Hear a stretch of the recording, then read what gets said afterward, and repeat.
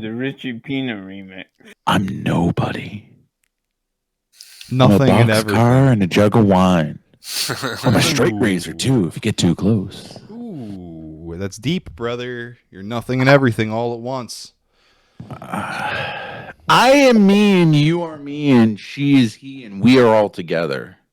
All right. Well, We with that, all Choo-choo come ka-choo. together. Fuck the Beatles. Here's the thing. Beatles are gay, and if you listen to Beatles, you have low testosterone. If you are a man, you listen to the Beach Boys. If you are a man, you'll listen to 13th Floor Elevators. Gotcha. Listen Brad, to the Beach Boys. Do you want to just do me a favor and fucking put your mask inside out again? Turn off your camera. Oh, sorry. I forgot I did that. I did it while you were gone. Side of things. I'm like, ooh, Brad's talking. He's got his cam on. I'll pull him up on the big screen here. Yeah, like, yeah. I got an 8-minute bit for you. Okay, so check this out. Remember the Capitol Hill shaman? Yeah, the dude with the horns and the fur. So the day that it happened, I hunted down his YouTube. Sorry, while you were gone, someone, I'm not going to say who because I'm not a fucking snitch, told me to turn it back right side in while you were away from the computer. So it's back. We're safe for YouTube. Susan Wojciechowski is cool with it now. I did it. All right, where were we? His name was Robert Paulson. By the way, real quick, we got fucking Brad here, Shakti here, Wad's here, Flames here, Baron's here. What's up, bros? Everybody's here. Shakti, feel free. Oh no, I just said if I have a little bit for. Did you start your stream?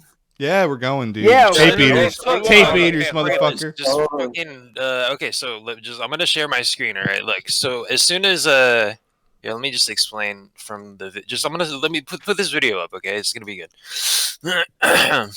So this is a Capitol Hill shaman. Yeah, there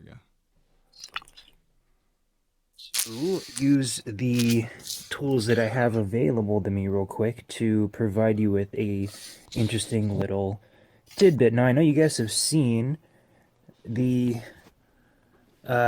stuff that's been going on today with these guys going and rush in the Capitol building. I wanted to point out one thing that I don't think anybody has noticed yet, which is very pertinent to the stuff that we are interested in, the stuff that I especially talk about here on my channel. So we've seen this guy here. Some of the people have been calling him the Q shaman, the shaman guy, whatever. How it started, memes, how it's going. Goddamn pretty funny, right? So he has been identified as 32-year-old Jacob Angeli. Oh, doxed. And this is not what Pizza's here. I want to talk about. Come on, Facebook. I will be getting in one moment here to what is pertinent to us here on the Shocky Pots Here 2 channel. Okay, so of course everybody's going crazy, yada yada yada. They're trying to get me arrested. Bullshit, anyway, so me being the sleuth that I am, I managed to dig up this guy's YouTube channel. Recording your screen. Nobody talked to it. All I had was a tablet and a phone at the time. Yeah, I was just saying, it's a dead giveaway that someone's schizophrenic. So look at this guy had 5-hour longs, like fucking straight, like old school, like fucking like presentations on like all this shit, bro. I wish I would have been able to download some of this shit before they deleted it. He did a sacred geometry. Yeah, bro. So this is the same guy. Okay, so the vector equilibrium is these two. If you guys have like been following my channel for a while, you remember like the whole Nassim Haramein thing with the toroids and the toruses and the the vortex math and how that all relates to Kabbalah and like everything like that. Oh, come on, let's load. Buffering. Sorry, I'm in my Facebook chat here. Okay, so we got the meme. This has to be the one, right? All right, so again, this is who we're looking at here. We're looking at this guy. I'm sure you guys have seen him on your social media. And not many people have found his YouTube channel yet, where we will discover that he is indeed. How dare you, dude? Well, it's Quran, so it deserves to be shot in the head. Creating a stable structure, space and time. Dude, if we just give him a turban, he'd look like a Wahhabist. They don't just sit there. They actually rotate around each other over and over and over again, creating spirals of energy, Energy spiral time. Q shaman Energy exposed. Like spirals and spirals and spirals. Yeah, he Lock locked up it your up. penis. Lock up your penis. right? And what ends up this ends up creating a field that we call the double torus field. And it is this double torus field that is the field that surrounds all things, all the way down from an atom and quantum particles. Some people call it morphogenic field, or you know, the ancients called it the wheel, the chakra. Or Yggdrasil for you Germanic lovers. Or for the right races. This stable pattern is at the core of all existence. Okay, this is the beauty of sacred geometry. And if you notice, this shape here is a sacred geometric shape. It is a fractal. Okay? Now, because this is stable, it's able to build on top of itself over and over and over and over again, all the way down from the quantum, all the way up to the celestial. And because this is a stable geometric shape, the math is right. It's able to continue to build in its complexity on top of itself, okay? And that's why we see this double torus field expressed all the way from the quantum to the cosmic. Now, what's really interesting is you get into the idea that this shape here, this vector equilibrium, is actually at the very core of the flower of life pattern and the tetrahedron. So Wow, with that really? understanding, we have to really understand, we have to concretize the notion that, like, at the center of each and every one of these flowers of life is one of these patterns, one of these double torus fields with a vector equilibrium. And it's a bunch of these conglomerations creating a larger vector equilibrium and a larger double torus field, and these things layering on top of each other in a three-dimensional, fourth-dimensional, fifth-dimensional, sixth-dimensional, and keep on going in that many different dimensions of energetic resonance and vibration. And that's what's creating all of existence. Because it is because of this feedback loop of light and information that keeps expanding this pattern, this Some real David Icke hours. That wasn't my face. The tetrahedron and the vector equilibrium and every expression in nature, everywhere in nature. See, and the spiraling of the energy moving. Yeah, pull up the swastika already. We get it. Pull up the swastika. You coward. Like, talk about shitty reach. Fucking 5-hour presentation, 600 subs. Yeah. I respect Poor the guy. grind. He on the What he's grind. describing is chakra. Chakra is a wheel.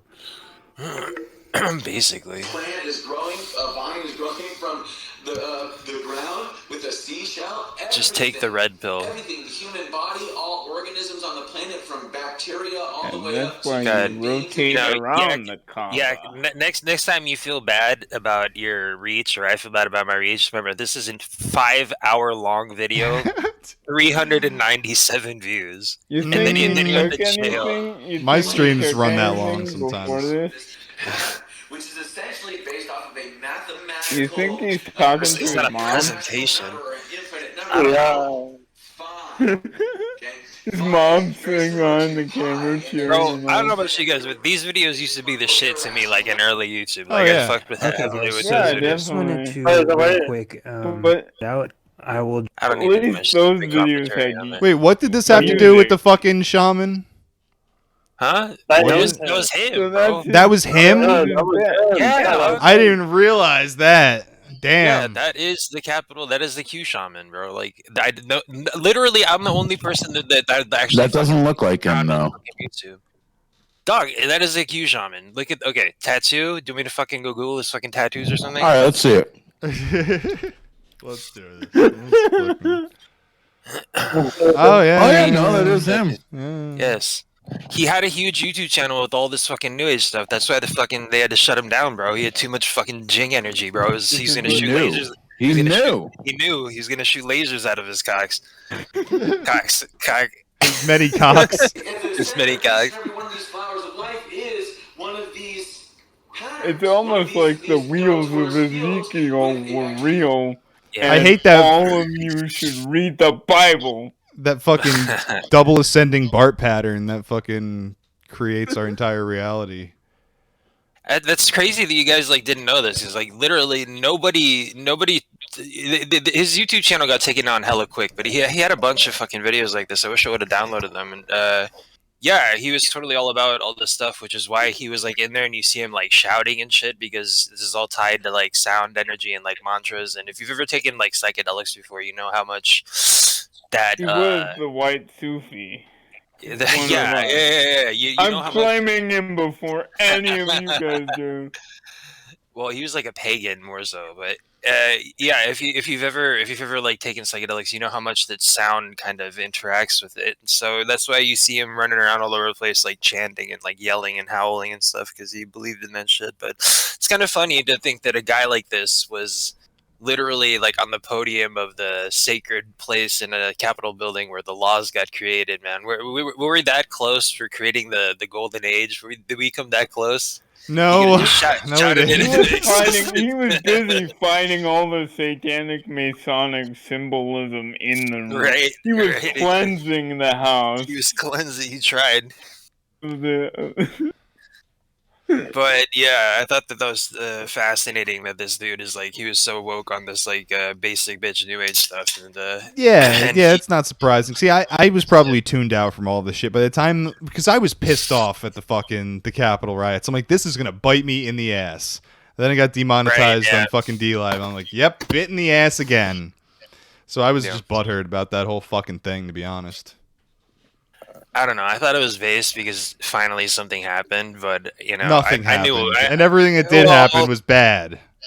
Yeah, bad for us. Yeah, sure. Yeah, I knew it was gonna be bad. You can probably find my take, but I'm not gonna repeat it anymore. Let me tell you of a proper guru-student relationship.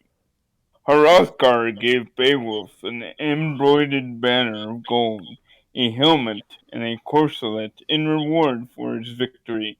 Multitudes saw the jewel-studded sword of honor presented to the hero. Beowulf drank a ceremonial cup in the banqueting hall, for the gifts were so costly that in accepting them he need feel no shame before the fighting men. Hrothgar ordered 8 horses with golden bridles to be led into the courtyard. The king of the Danes now delivered the horses and weapons into the keeping of Beowulf and told him to use them well. Thus the renowned prince, guardian of the soldiers' treasury, repaid Beowulf for his combat with Grendel and horses and gold, with a generosity which every honest man must approve. That's great. I'm watching the UFC pay-per-view, and they're straight up playing corn right now. We got a question in the chat. Was L. Ron Hubbard, from the Havelock, was L. Ron Hubbard a deep state glowy asset to influence society? My answer to that is no, that L. Ron Hubbard was not. I think he was a crazy man. I honestly think when you read Dianetics, it doesn't read like the craziness that Scientology has become. So I feel like at some point he was like trying to actually write something that he thought was true that would help people. I don't like L. Ron Hubbard that much, but I think whatever happened after his death, the whole thing was usurped, and now it's a total fucking op of some sort. L. Ron Hubbard is basically fucking the Mormon guy. What's the Mormon guy's name? Fucking Smith. Joseph Smith. Yeah. Joseph Smith. If instead of trying to create a religion, he was trying to create a pyramid scheme. Like both. Do you think that was Hubbard's intention, was to create a pyramid scheme? Because I don't think that's absolutely. Bro, he says it in his quotes. He's like, if I ever wanted to make money, I would make up a religion. And he was best buddies with fucking Aleister Crowley. He knew exactly what he was. Yeah, he knew exactly what he was doing. Have you ever read Dianetics? No, and I'm not going to. No, well, I don't recommend it. I'm just curious if you ever have. No, I don't want to. I get enough fucking black magic attacks from the ethers. I don't know if I need to. I have read Dianetics, and it kind of reads like It reads like basic bitch Eastern philosophy is how it reads.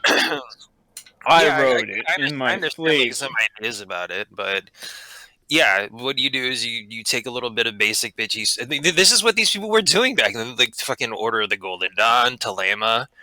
Take a little bit of basic bitch Eastern mythology, fucking impress the white people with it, make a lot of money. Boom, it was a fucking cash cow. It still is a cash cow, mind you, right? Yeah. This is nothing That's new. what we're doing. Oh, no. You're a Muslim, lad. You need to get your head chopped off by Kalki, remember? Oh, that's right. I either get my head chopped up by my own people or Kalki. What do you think Scientology's purpose is now? Just to blackmail celebrities? Yeah. Yeah, and to make money. It is now based to be a Scientologist. Everybody, we are sponsored by the Church of Scientology. If only, bro. Get Yak a better microphone setup if we were sponsored by the Church of Scientology. Hell yeah. Yak is one of the he's the origin race. He's the nexus. He was one of the archetypes. I'm pretty sure the Scientology is going to exist after the apocalypse. Wait, what? If there's like an apocalypse happening, like they would survive it. No, and then we would because have to deal with them. they would be the Mormons. They would be all of these fucking people. All of these weird groups that at the core are all about like fucking money at this point. These are going to be the people who run into their underground bases to escape the apocalypse as the walls collapse around them, as the rocks and stone buries them, like Revelation says. They're going to run into their little hovels, and God is going to make sure they die there. That the whole thing collapses on them. Mischiefs upon them. Yeah, I agree with you. They might have their little communities and cults, and they might feel safe with that. But no, I'm sorry. That's not how. That's protecting yourself from what's coming is not the way that you protect yourself from what's coming like that physically. You protect yourself metaphysically. You take the sword and the shield of the spirit. Hey, since we're on the subject, can we play the South Park version of what they believe? Is that good, Yak? I don't want to play South Park. I don't want to play TV shows on the stream. They always get my shit knocked down every fucking time. Copy strike. But I do highly recommend it. That shit has aged well. Yeah. Can we watch that one Mormon cartoon where they show the black people getting expelled from heaven? No, I'm talking about, right? Oh God, I think it's I do. Like the Mormons have like a collection of VCR animated. It's the one that starts off with Jesus and Lucifer as brothers and how they like rule over planets. Yeah, I think so. And that's good shit. Expelled from heaven. If somebody could share share your screen for that. That's good shit. This is good content right here. Like, this is supposed to be like an epic own from Christians about Mormonism, but it's like it's just awesome. I get my own. Regardless of its Christian veneer, the basic tenets of Mormonism are in direct conflict with biblical Christianity. The following piece of animation, based directly on actual Mormon publications, highlights these major doctrinal differences. Mormonism teaches that trillions of planets scattered throughout the cosmos are ruled by countless gods who once were human like us. Honestly, they say that long ago on one of these planets, to an unidentified god and one of his goddess wives. You hear it in Hinduism often. The lokas are planets often. Yeah, and they're ruled by like beings. So this is like Masonic shit. A physical body. Through obedience to Mormon teaching and death and resurrection, he proved himself worthy and was elevated to godhood as his father before him. Mormons believe that Elohim is their heavenly father and that he lives with his many goddess wives on the planet. Yeah, dude. A mysterious star called space. Mommy, Milky. Here, the God of Mormonism and his wives, through endless celestial sex. I don't know, bros. I don't know. The Mormon gods called a great heavenly sign me up. Both of Elohim's eldest sons. I like how they made him look like Odin Lucifer too. And his brother Jesus. Oh shit. Maybe this samsara thing is like not as bad as it's cracked out to be. Where the spirit children would be sent to take on mortal bodies and learn good from Hey evil. Matt, we're watching Shakti's screen right now. Lucifer stood and made his bid for becoming savior. I'm sorry I couldn't be here earlier. That's cool. Watch Shakti's screen. Look, I don't know who that is. Okay. Me, I like nigga. The idea, the Mormon Jesus suggested giving man his freedom of choice. Smiling, as he's on like other permanently planets. smiling. The vote that followed approved the proposal of the Mormon Jesus, who would become savior of planet Earth. Enraged, It's better than Jewish Lucifer Jesus, I cunningly guess. convinced 1/3 of the spirits infested on Earth to Yeah, the Messiah who never showed up. Oh, ye of little became faith. The devil and his followers, the demons. Sent to this Well, those world, demons look kind of they based. would forever be denied bodies of flesh and bone. This literally sounds like Those some who remain Beavis and useful Butthead in the commentary. battle were cursed to be born with black skin. This is the Mormon explanation for the Negro race. The spirits that fought most valiantly against Lucifer would be born into Roll fine that families shit on back. planet Don't be Earth. Roll back, roll Wise back. would- Let's listen to that again. I feel like we should just do this with Beavis and Butthead commentary voices. That's Those who what the remained show is, neutral in the basically. battle They're were cursed black. to be born with black skin. This is the Mormon explanation for the Womp Negro race. The spirits that fought most valiantly against the Mormon explanation for the That's right. That's right. Shit, son. Yes, it is. That's true. families on planet Earth.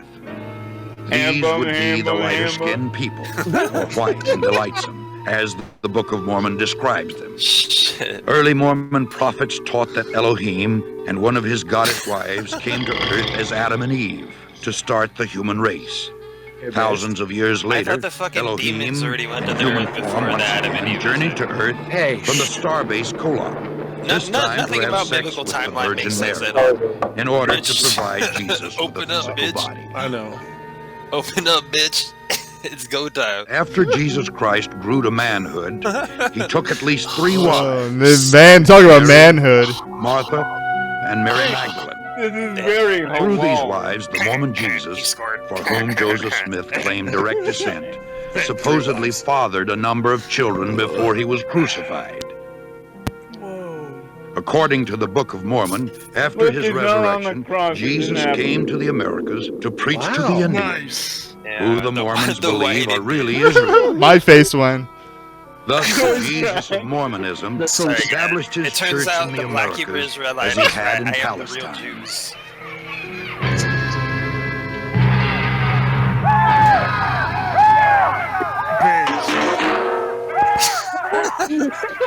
Skyrim. Is Skyrim Mormonism? This would be a dope fucking like. By I don't the know, year this, like, 421 EU4, actually. AD, Like, so the dark-skinned War. when you started as Byzantium and fucking conquered the Americas. Indian Israelites, known as Lamanites, had destroyed all of the white Nephites in a number of great battles. Until the war. No The more Nephites' brother records war. were supposedly written on golden plates and buried by Moroni. I'm gonna pause this right here because it's just funny. So Brigham Young University, which is a Mormon university, Yeah. has spent millions and millions and millions of dollars trying to find these like metal helmets and and archaeological sites for these wars that happened in South America somewhere. Of course, didn't find them. The last Yeah, living I've Nephite done in the some hill Cumorah. content about that, and there's all this talk about like animals in the New World that shouldn't be there, and like wheels being used prominently, and all of this like metallurgy and all of that. It's LARPing. It's LARPing. Yeah. But I mean, religion has become LARPing to a large extent, especially in America. Home in upstate New York. What's funny is He his is now wife honored by threw the Mormons tablets in the because he fireplace. claimed to have had visions from the spirit world in which he was commanded to organize the Mormon church. That's kind of Because all Christian It is creeds were an based, but like, abomination. I just can't imagine It was like Joseph how Smith who originated most of these peculiar doctrines, which I don't know, millions bro. today. How you convince so many people? Yeah, I had these visions, bro. Well, most My secret people clear can't stone, read bro. or write. Code of financial Still and the Well, requirements and through at the time, secret at the temple time, like rituals, this was the beginning of like the spiritualism fad. Yeah. So I think What that year it was did very this appealing at the time. It was around the time of early, Latter-day Saints. early 124.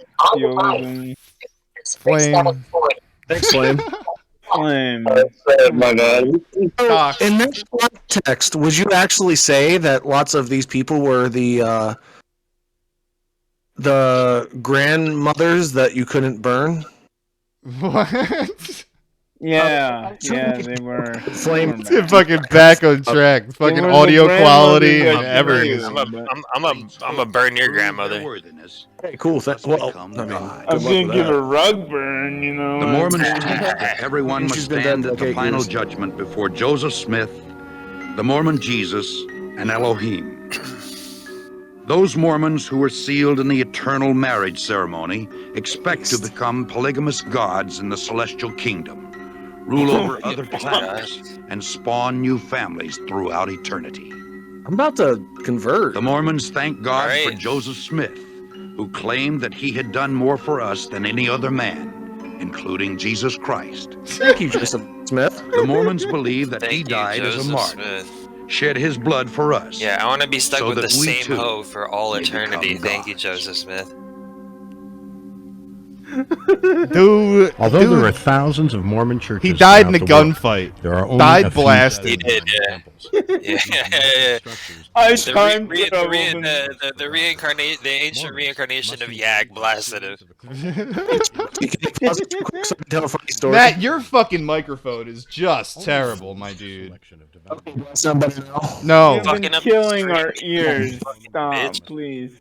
I'm scared. Ethics, including abstinence from tobacco, caffeine-based products, paying a Okay, full do I tithe sound better to the now? Mormon church, Slightly, yeah. and wearing Is the there- magic Mormon underwear. Is there more 24 hours a cartoons day. here? He has to receive a Yeah, satisfactory The style magical of ordinances. Yeah, I'm sure he's. Corn's the theme for this UFC. Yeah, every time there's like a fighter training in the background, it's just.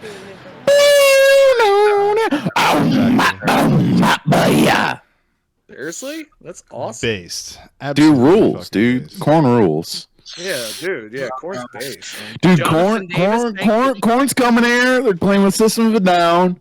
The sound, I'm gonna get some tickets. sound I'm gonna get a fake vaccine passport because I saw Corn in System System. of a Down are touring. I right saw now. them. I saw them I'm at a gonna go see show. them. I'm gonna eat a heroic dose of mushrooms. Go to China. Go to like wherever Chinese people live and buy a fake vaccine passport. I'm gonna show up and be like, "Here's my vaccine passport. I'm vaccinated. Here. Joke's on you. I'm vaccinated by the spirit. I'm gonna need you to molecule." pull that fucking microphone about fucking an inch away from your face. All right. No. You need to be Joe Rogan. It's about Who a else is fist on the away ticket? from your Who face. else is on About the a ticket? fist. When I legitimately don't know the other band. When There's I was like an young, opener I that don't fucking know. I saw fucking System of a Down opened by Korn and Chevelle, and it was one of the most lackluster fucking concerts I've ever been to in my entire. Dude, I'm goddamn going to when we were young fest. I'm going to when we were young fest. I'm gonna start trampling fucking minors. I'm gonna fucking stomp their heads in with my big ass fucking dude. They're probably. I'm not gonna lie. I got some Red Wing steel toes. They're probably like 5 fucking pounds a piece. Hey, whoa! To Can I any borrow woman who fucking falls down in the crowd because I'm trampling, dude. I'm a straight up trampler. Dude, Speaking think of about trampling, the thing about seeing Korn is that Jonathan see a Davis man needs go to to run a show, backstage to fucking and you get see him his get trampled, oxygen and you think tanks. that I'm of muting me? Brad. No, I'm muting Skyler. this fucking guy. I am the one who tramples. I am the danger. Nice, bro. The one who So, I got a question from Wad. So, dude in the chat says Mormonism sounds theologically closer to the early Israel religion than Judaism or I Christianity. absolutely disagree with that. No. Kind of a I don't know what he means by this word monolatry with the council of gods. So I don't know. What the fuck is a dude in the chat, Eerie Forest? What the fuck is a monolith? It's the Council of Gods. That's what it was. It's a single council. So the idea that God reigned with the Council of Gods comes from. It originally comes from John Milton's Paradise Lost, in where the gods of Mesopotamian mythology are said to be like viceroys and vassals of God. That's not Old Testament, though. I think what dude is talking about is like, I mean, I have an idea about that, and I might be wrong, but yeah, I think he's talking about like Elohim stuff, where it's like we will go down and do these things, and it might be something more akin to a Babylonian Judaism or something like that. Yeah, Yakov, I have something interesting to say real quick. That idea that the original plan, God's original plan was to have a council, and that all these other Sumerian and Mesopotamian gods were his viceroys and vassals that he empowered to rule over man and his. I can see all of that. I still don't think it's trying to convert those people to your religion. It's a very broad way to compare like ancient religions to Mormonism. Like if that's the only thing in common, there's not much in common. Yeah. Right. Matt, what do you got to say? I was just gonna say we got Alex Ace 3100 in the chat. He said you guys got Discord. We do. I think I went over this with him already. Are you behind? Yeah, we read maybe. that. Maybe I just showed up. I've been playing cards all night. I'm sorry. You've been playing Uno all night? No, I've been playing spades. I lost. By playing cards, he means you got black? Masturbating furiously. I was definitely I was hanging out with my family and I was jerking off really fucking hard. Shakti, I think our audio is coming through on your mic a little bit, so I don't know if you can do anything about that, but let me turn my mic down a little. Sorry. Anyway, we don't know what the original. We have no historical record for what the original Israelites were practicing. We do, however, know that there were originally two groupings. Ones that were worshipping Baal and ones that were worshipping El. And El was the nice god, because Baal, you had to sacrifice your children by putting it on the arms of a hollowed out statue of a bull, and then lighting a fire under it so that it would cook the baby in the statue's arms, and the brazen bull would eat it. So it didn't really appeal to the Israelites all that well. And then the first historically attested to prophet, I think it's Isaiah, was like, no, El's the true God, Baal is a faggot. This is something that actually. Fuck yeah! I hate the Antichrist. I hate the Antichrist.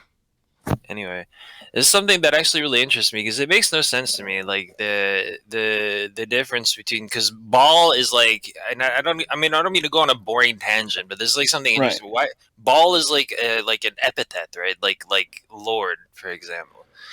They would say, what I heard, Bill Cooper would say that it was Ba-El, as in Ba being the sun somehow and El being God. So it was sun God, is what Bill Cooper would say. I can't substantiate. Oh, sun, like literally sun. Yeah. Is that the demon from Ghostbusters? So if you look at the symbol of Baal, which is it's a triangle with two parallel lines, in between two parallel lines, and a sun disk on top, representing the sun, and then the cascading rains onto the earth. And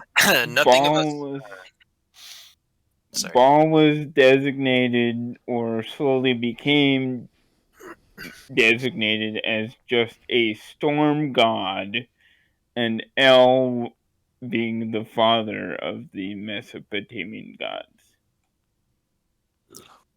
And then somehow this got tied into early Abrahamic religion. They adopted it, and then it became Yahweh or Elohim, Eloah, Allah, the one that you worship.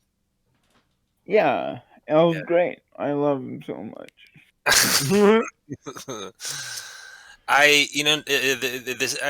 more that I look into the Semitic stuff, the less intuitive it is to me because I'm an Aryan. And but the more that I look into the Vedas and like that kind of line of stuff, even like the Do you know, even if you study Aryan etymology, you'll know that originally all these so-called pagan faiths were monotheistic. They all had the same words for God. They all worshipped a singular sky father. Like El was the god of the sky. It's all the boys. same Go hard. one monotheistic faith. It's all the same. Eupater, Jupiter, Deus, Zeus. Let's Shakti go. Jupiter. I know. The Vedas were never monotheistic in any way. I would accept panentheistic, or maybe I'm not saying the Vedas were. I'm saying the Aryans who originally showed up and started slaughtering Derivians were monotheistic before they settled. It's a different worldview. Like it's panentheistic worldview. The Eastern world, that type of religion, the worldview is incredibly different. Like I get when I think about the Elohim or the angelic intelligences, I think of a panentheistic God that just extends upwards infinitely and encapsulates all of these different cosmic intelligences that kind of coalesce together and kind of form this like kind of reality out of their shared, like, I don't know, shared consensual vision. That's how I view my take on these kind of higher hierarchies and things like that. Like when it comes to gods and things that interact with the world and manifest things and are part of like elemental intelligences that form physical objects and elements and all the other things. So you don't believe... So to say that it's a monotheistic Abrahamic thing where one god comes down, creates all of it with the whiff of a magic wand. No. The Eastern idea is much more nuanced than that. The pagan idea, whatever you want to call it. The pagan idea came out of a monotheistic idea. It's not go monotheistic. Far enough, they all worshipped a singular sky father. He was the lord of the gods. He wasn't the god. It's not monotheistic. It's not monotheistic. Even their own texts say they were originally monotheistic. I'm not a Hindu. You ever read the... I'm a Buddhist. Oh yeah, fuck you. You're an atheist. So does this pantheistic God, does he make great omelets? Yes. All omelets come from God, so even the terrible omelets are God's omelets. Anyway, panentheistic. Creation happens interdependently from a bunch of minds of creative intelligences schmoozing together like what happens in your dreams. That's what I think. And to say that kind of Eastern idea is monotheistic that's just wrong. The monotheistic idea of God creating everything by himself is a purely Semitic concoction. Hot take. It's not a hot take. Everybody else believes it. I'm just not. I refuse. Because if you go back far enough, they all have similar words for God, attributing. See, I am of the opinion that all of this fucking polytheism, monotheism, pantheism, all of this shit is just super autistic. Because I worship God. It takes many forms. I see God in everything. Well, in my I love God. In my hold on, I got an extremely grub take about this. I want to say, and that's why. That's where he is. That's why he doesn't need a guru. That's why he doesn't need any teaching. You call it. I don't worship myself. What matters is you see it as your own essence, and you see it in other people, and you act good. And you're not the beast you worship. From that level, that's what matters. Yeah. Hold on, Matt. I'm not being a nice guy. That's apparent. That's not what I'm doing. But regardless, Matt, go ahead. Okay. Okay, well, so what I was gonna say is I'm not like as well read as Shakti is, and I appreciate that you are. It's fine. Thanks for clearing that up. Yeah, thanks. Fuck you, dude. Come on. I like philosophy, not religion. Same thing. But what I was gonna say was I kind of get where he's coming from with this, because I imagine that lots of humans, before they actually establish any kind of concrete religious ideologies and stuff, would, and I'm kind of agreeing with Maud here too, would have had a singular god that they attributed everything to, and then they would have fleshed it out a little bit with different demigods for, like, you have your Sky Father, and then you have like this god who makes sure that we have a good harvest, this god that makes sure we have a good hunt, this god who makes sure that it rains or whatever. You know what I'm saying? That's literally what I was trying to say, is the paganistic philosophy. Now we're just saying fucking all these terms are autistic is the point we're making now. Actually, this is a good segue into your take on the demiurge, because this Skyfather that you're talking about, this creator of all the samsara, is in fact the demiurge. Well, I was going to go a little bit farther. Okay. I do want to talk about the demiurge. Matt, go ahead. Let's get real philosophical here. Okay, so what I was just going to say, it's not necessary. Okay, you might be like in the current times talking about more like autistically, doing all this stuff. But back then, they didn't know what the fuck was going on. Imagine humans like 8,000 years ago. I mean, we didn't know what the fuck was going on. But when I was kind of like fucking spaceships 12,000 years ago. We knew exactly. Anyway, I'll stop. I agree. You could have saw my face. But Matt is a man of science. Oh my God, here we go again. It's true. But yeah, sure, of course. I know everyone gives me shit about that. It's true. But what I was just gonna say is, it's kind of like that one meme where it has the two people on different sides, and then it has that one hump in the middle of it with a graph. You know what I'm talking about? The bell curve. Yes, the bell curve. Yeah. The grugs on the left and the smart people on the right. Yes. That's all I had to say. I can see you've got a lot of Christ cucks in your chat, Yak. I've been looking at. I think it's kind of 50-50, to be honest. Go hug a tree, you. Oh, you know what? Christ, I need to do drugs to find God. I can't just read the Bible. Yeah, base exactly. I need to do drugs and be homeless to find God. Yes. Literally that. Yes. Literally that. Yes. Yes. Right. Literally. I don't know. I'm sorry. I found God pretty easily. You need to find. I didn't need to fucking read a bunch of gay Indian books. I need to read a bunch of gay. Brad has literally. Okay, hold up, Brad. Hold the fuck up, Brad. Dude. I poop in a toilet. Brad, you've been forced to literally sit there high on fucking mushrooms. I'm gonna mute every one of you motherfuckers and just talk for the next hour. Fucking, you were forced to sit there high on mushrooms listening to me fucking expound the fucking Bhagavad Gita. And I'll fucking do it again. No, actually, what you did was you explained that according to, like, the Torah, there is no hell. About Gehenna. I never listened to... No, I've heard you read the Bhagavad Gita. In the Bhagavad Gita, honey. Don't you know what I'm Hindu? No, I did that on mushrooms a different time, not talking to you. I was in a bathroom with a blue light. And it was really gay. Tell me more. I didn't like it. Sounds like the problem was on your end, brother. Sucking like Indian dick, dude. You're over here talking about like fucking weird like Indian books. And weird. Okay, so are you mad? Are we gonna bring this up, bro? No, I'm mad, dude. There's like Pakistan number one. Dude, Kashmir belongs to Pakistan. Are we gonna go there? Pakistan number one. You literally.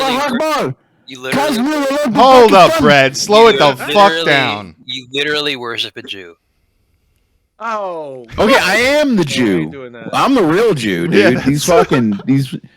I'm Jewish. I am Jewish. Your guy, King of the Jews. My guy, Aryan Prince with blue eyes. Okay. Yeah, that's fine. Me and Brad. Aryan Prince with brown skin, dude. Aryan Prince with brown skin. Golden skin and blue eyes. golden. But in India, their currency is shit. They use human excrement, so they refer to that as gold. So he had golden skin because he had shit skin. It's golden because he baked all in right, the sun. All right, I'm gonna know, read some like, fucking chats. I'm all gonna those fucking female mute followers Brad came so to I him can and fucking they said, read "Lord." chats. Okay, there we go. We're good. Everybody's good now. Antonio in the fucking chat says, I've read that Bel and Yahweh were siblings in text, and El was the father before Yahweh became El. And now I want you to note the similarities between that story and the Mormonism cartoon that we watched, because it's the exact same story. It's almost like these weird new agey societies have infiltrated all of this bullshit, and they've been the ones doing this for a while. I don't know, but it's the exact same story. I'm not saying it's right or wrong. I have no goddamn idea, but it stands out to me. Eerie Forest says monotheism is a joke, and no, it was not primal to polytheism. More fucking terms. And wait. Where was that? Where was that one? Monotheism is a joke, and it was not before. That's true. I mean, that is kind of disingenuous, I think, to imply that.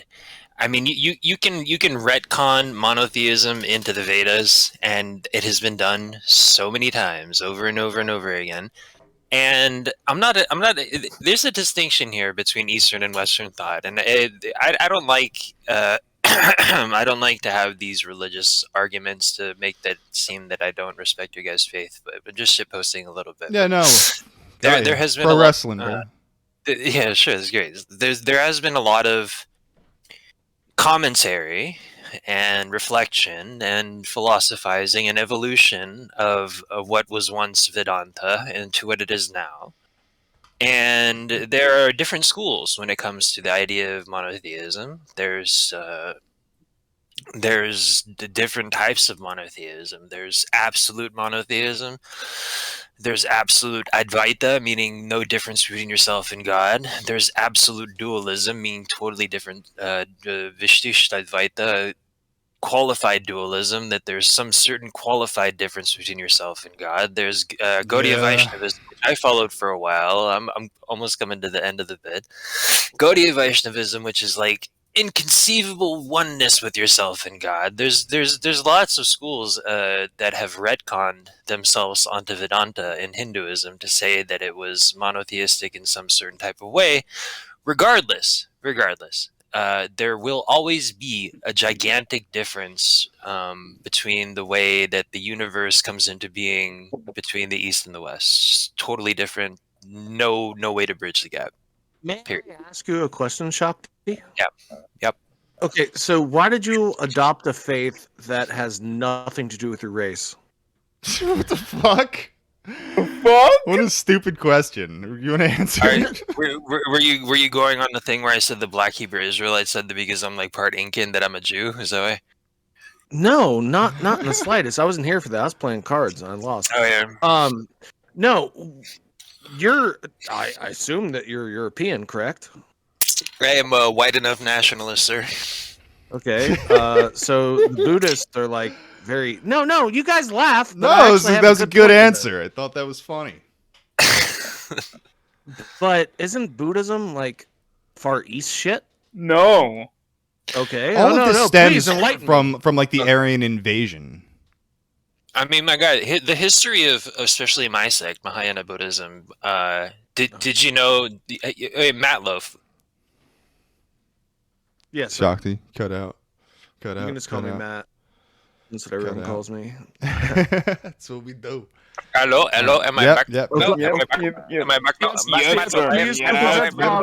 Back on live on stream. Please, sir, I have a question for you, Matt. Sir, please, sir, I have a question for you, Matt. Yes, sir. Matt. Yes, sir. Do you remember seeing when the Taliban was blowing up the Buddhas in Afghanistan? Oh yeah, that was terrible. Right. Yep. Do you happen to know why that there were gigantic Buddhist statues in Afghanistan? Is it because the Buddhists had emigrated there and transformed the local population's religion into Buddhism? Sort of.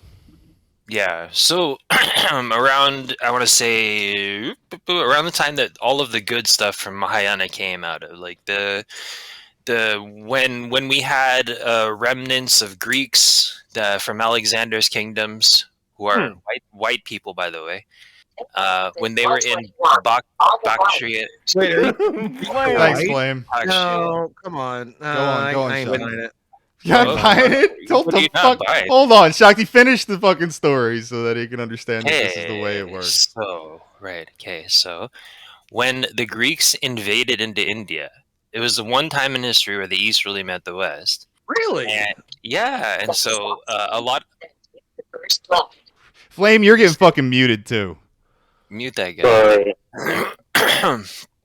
So when the Indians and Greeks kind of met each other, they had a similar, they had like a kind of syncretic philosophy. Actually, you can look up, just go on Wikipedia, type in Greco-buddhism. So there were Greco-buddhist kingdoms, and a lot of the early Mahayana sutras came out of this meeting between Greek philosophy and Indian philosophy.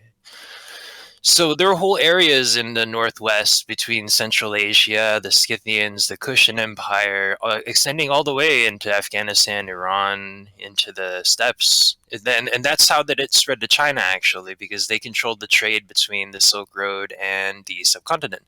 So Buddhism gradually spread through the Silk Road into China, Mahayana Buddhism.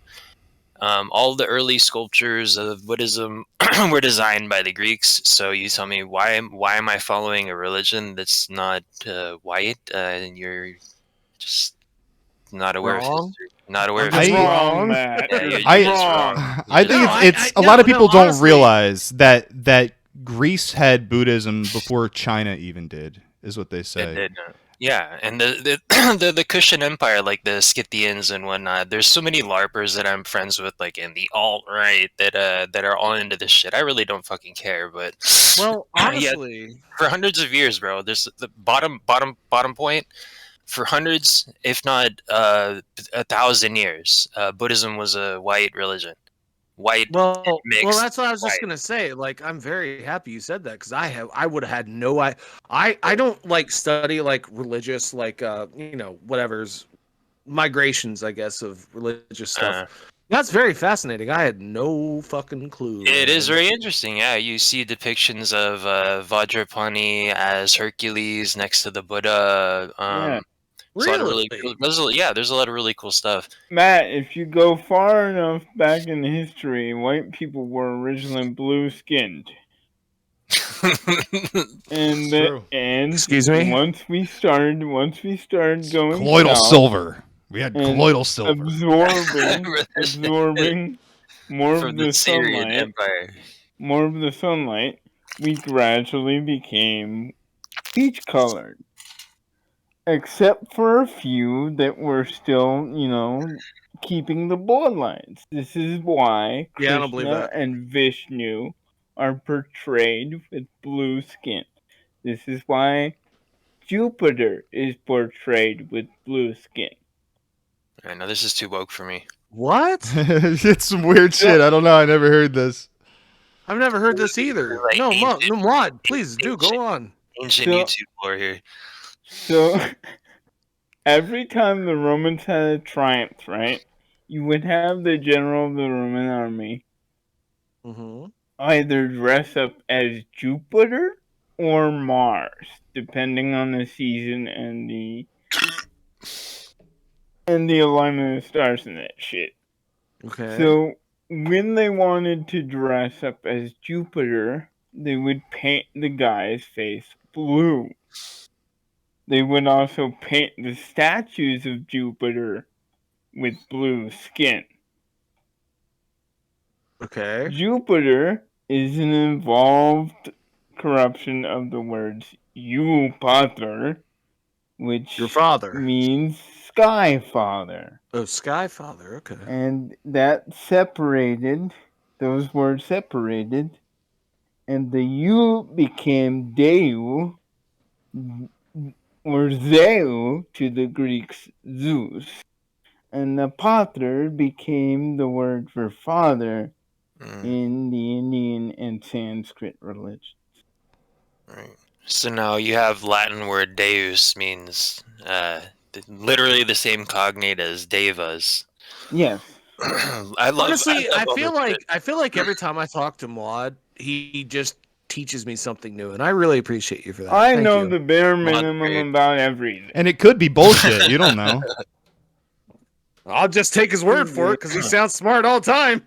I don't know about the blue people, but the connection between the Indo-European languages is definitely right. So when a Catholic calls his father, pater, uses the word deus in his liturgies, literally the same root as when Indians talk about devas. Yeah. Or Buddhists talk about devas. Yeah. Literally, everybody in humanity had one religion.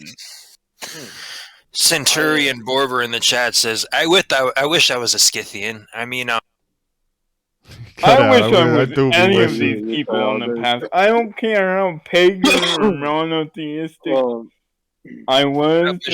Put me back. Flame. With blue face plane. I'm going. Flame, shut up, Flame. With a chariot. Shut up.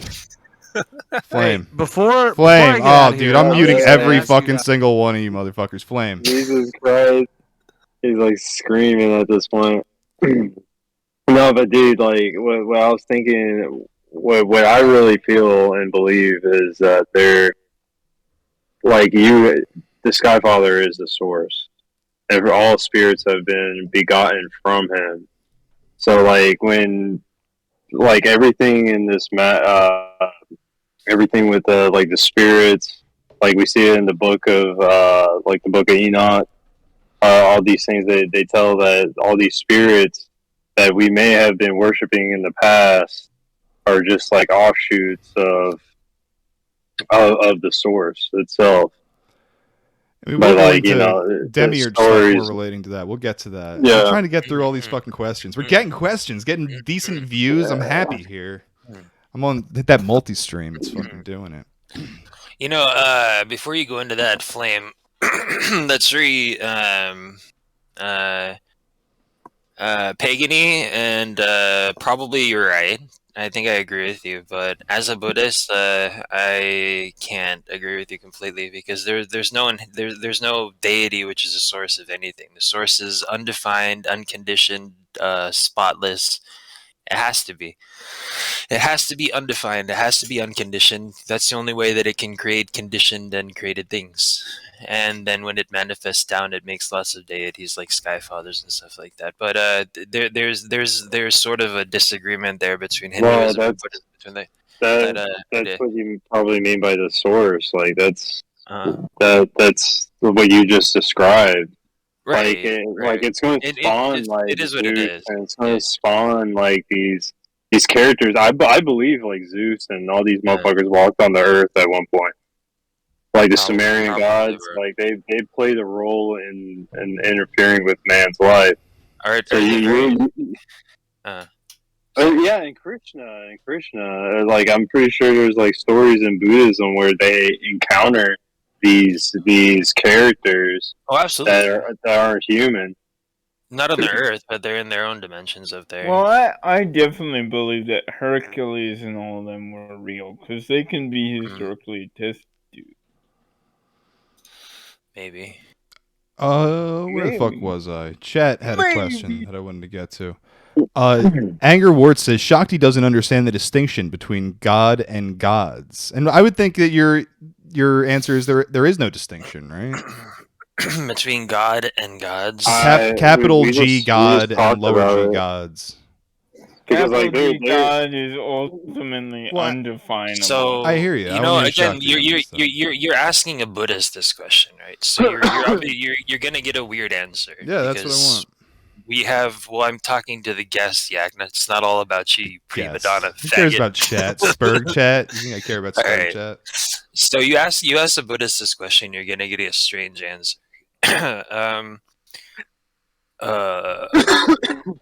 I'll relate it like this. Okay, so when I just I had like a a shower thought or something like that I put on my Facebook, and I said like when I hear Hindus argue about whether God is personal or impersonal, it doesn't make sense to me. And my take on that would be like, is a reflection in the mirror personal or impersonal? Okay, so Buddhists don't believe in the notion of a consistent entity called a self. It just doesn't hold up to any type of analytical reasoning. So, do I believe in God or gods? No, I believe in a mirror that's showing vast reflections all over the place, and it's constantly changing. You want to call that God or gods? Fine, as long as you analyze it. And then when you analyze it and internalize it and focus on it, you should realize that that's your own self nature. And when you act from that self nature, with that foremost in your mind, you will have moral actions, and then you will stop reincarnating ceaselessly in samsara, and you'll be a moral person. Based. Matt is okay, still yeah, Matt. muted, by the way. I want Matt to get his shit in. Get it. Please unmute. Get your shit in. What is it, Matt? Okay, I was just wanting to ask you guys. God. Oh no! Fucking fantastic, right?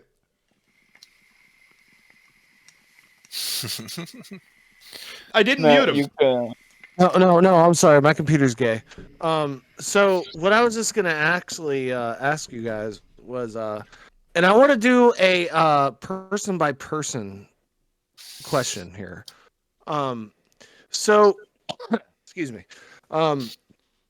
So you remember the one Roman emperor who ended up saying "et tu, Brote," correct? Yes. Okay, I want to go one by one. I want to buy one. No, hold on. I want to go one by one and ask you what his name was. I'm going to start with the Yakov. We answered Julius Caesar. I don't know. You got some trick answer for me? Feel free. Baron, he's not going to answer. Muad'Dib, what was his name? So, are you talking about et tu, Brute as it was spoken by Caesar, or et tu, Brute spoken by one of the 7 kings of the... I'm just talking about the colloquially only known word, or you know what I'm talking about. It was probably Augustus. It wasn't Caesar that said that. Oh my god. What would the fucking... Who did Brutus stab, Maud? Augustus. Caesar. Not Julius Caesar. Am I totally off? I don't know anything about Julius Caesar. Okay. Augustus. Shakti. Well, okay. What was... I stabbed Caesar. Matt, get to the point. What's the point here? Every single one of you failed. There are no soft C's in Latin. You're all gay. Kaiser. Kaiser. There you Kaiser. go, Kaiser. Just like you wanted, you fucking wereaboo faggot. It's Kaiser. Fucking wereaboo. No, get your wereaboo ass on. 3 minutes of terrible content. Yeah, I know. Stop playing backball on your video. Stupid fucking... Oh, Baron, you're the only one that knows actually where I came up with that. But, yeah. Go goose step into your chicken pen, you fucking... Well, it's a little too cold for that, but thank you, Maud. Anyway, I'll go let you guys do your thing. You're gonna heat yourself up with the chickens anyway. I'm gonna go smash my head into the wall for Scar ass Shakti. Where in the fuck does it say that your god has blue eyes? From Scar. Based. Okay. I will go. Let me put my. Again, it's not. You want to call him my god? You can call him my god. That's fine. Okay. 32 major marks. Buddha. This is not something that I'm making up, by the way. No, I've heard this many times. I can't source it, but I've definitely heard this a lot. I will source it right now for you. So you can ask any Buddhist, and let me put my screen on the thing. You can ask any Buddhist from Thailand to Japan, and they will tell you that the Buddha had blue eyes. So there are 32 marks that are signs of the great man, or the Mahapurusha Lakshana, 32 characteristics of the great man. They're also be regarded as present in the Chakravartin kings. A Chakravartin king is a world emperor that incarnates to rule the world for great justice. Like Hitler. Uh,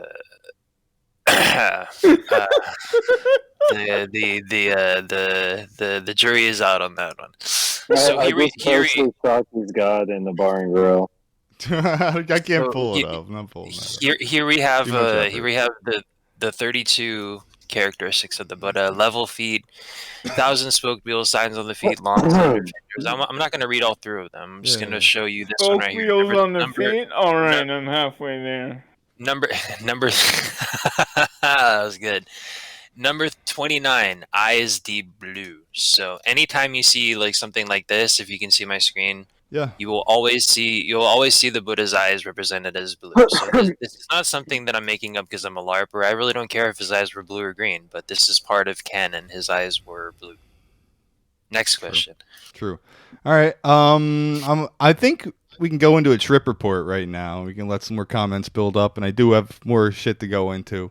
But I want to do this trip report. Oh, God. Is this something that's a million fucking pages long? It might be. Do I actually want to do that or not? Do you want a trip report or just should do more questions? Do this demiurge thing. Maybe we can go back to that.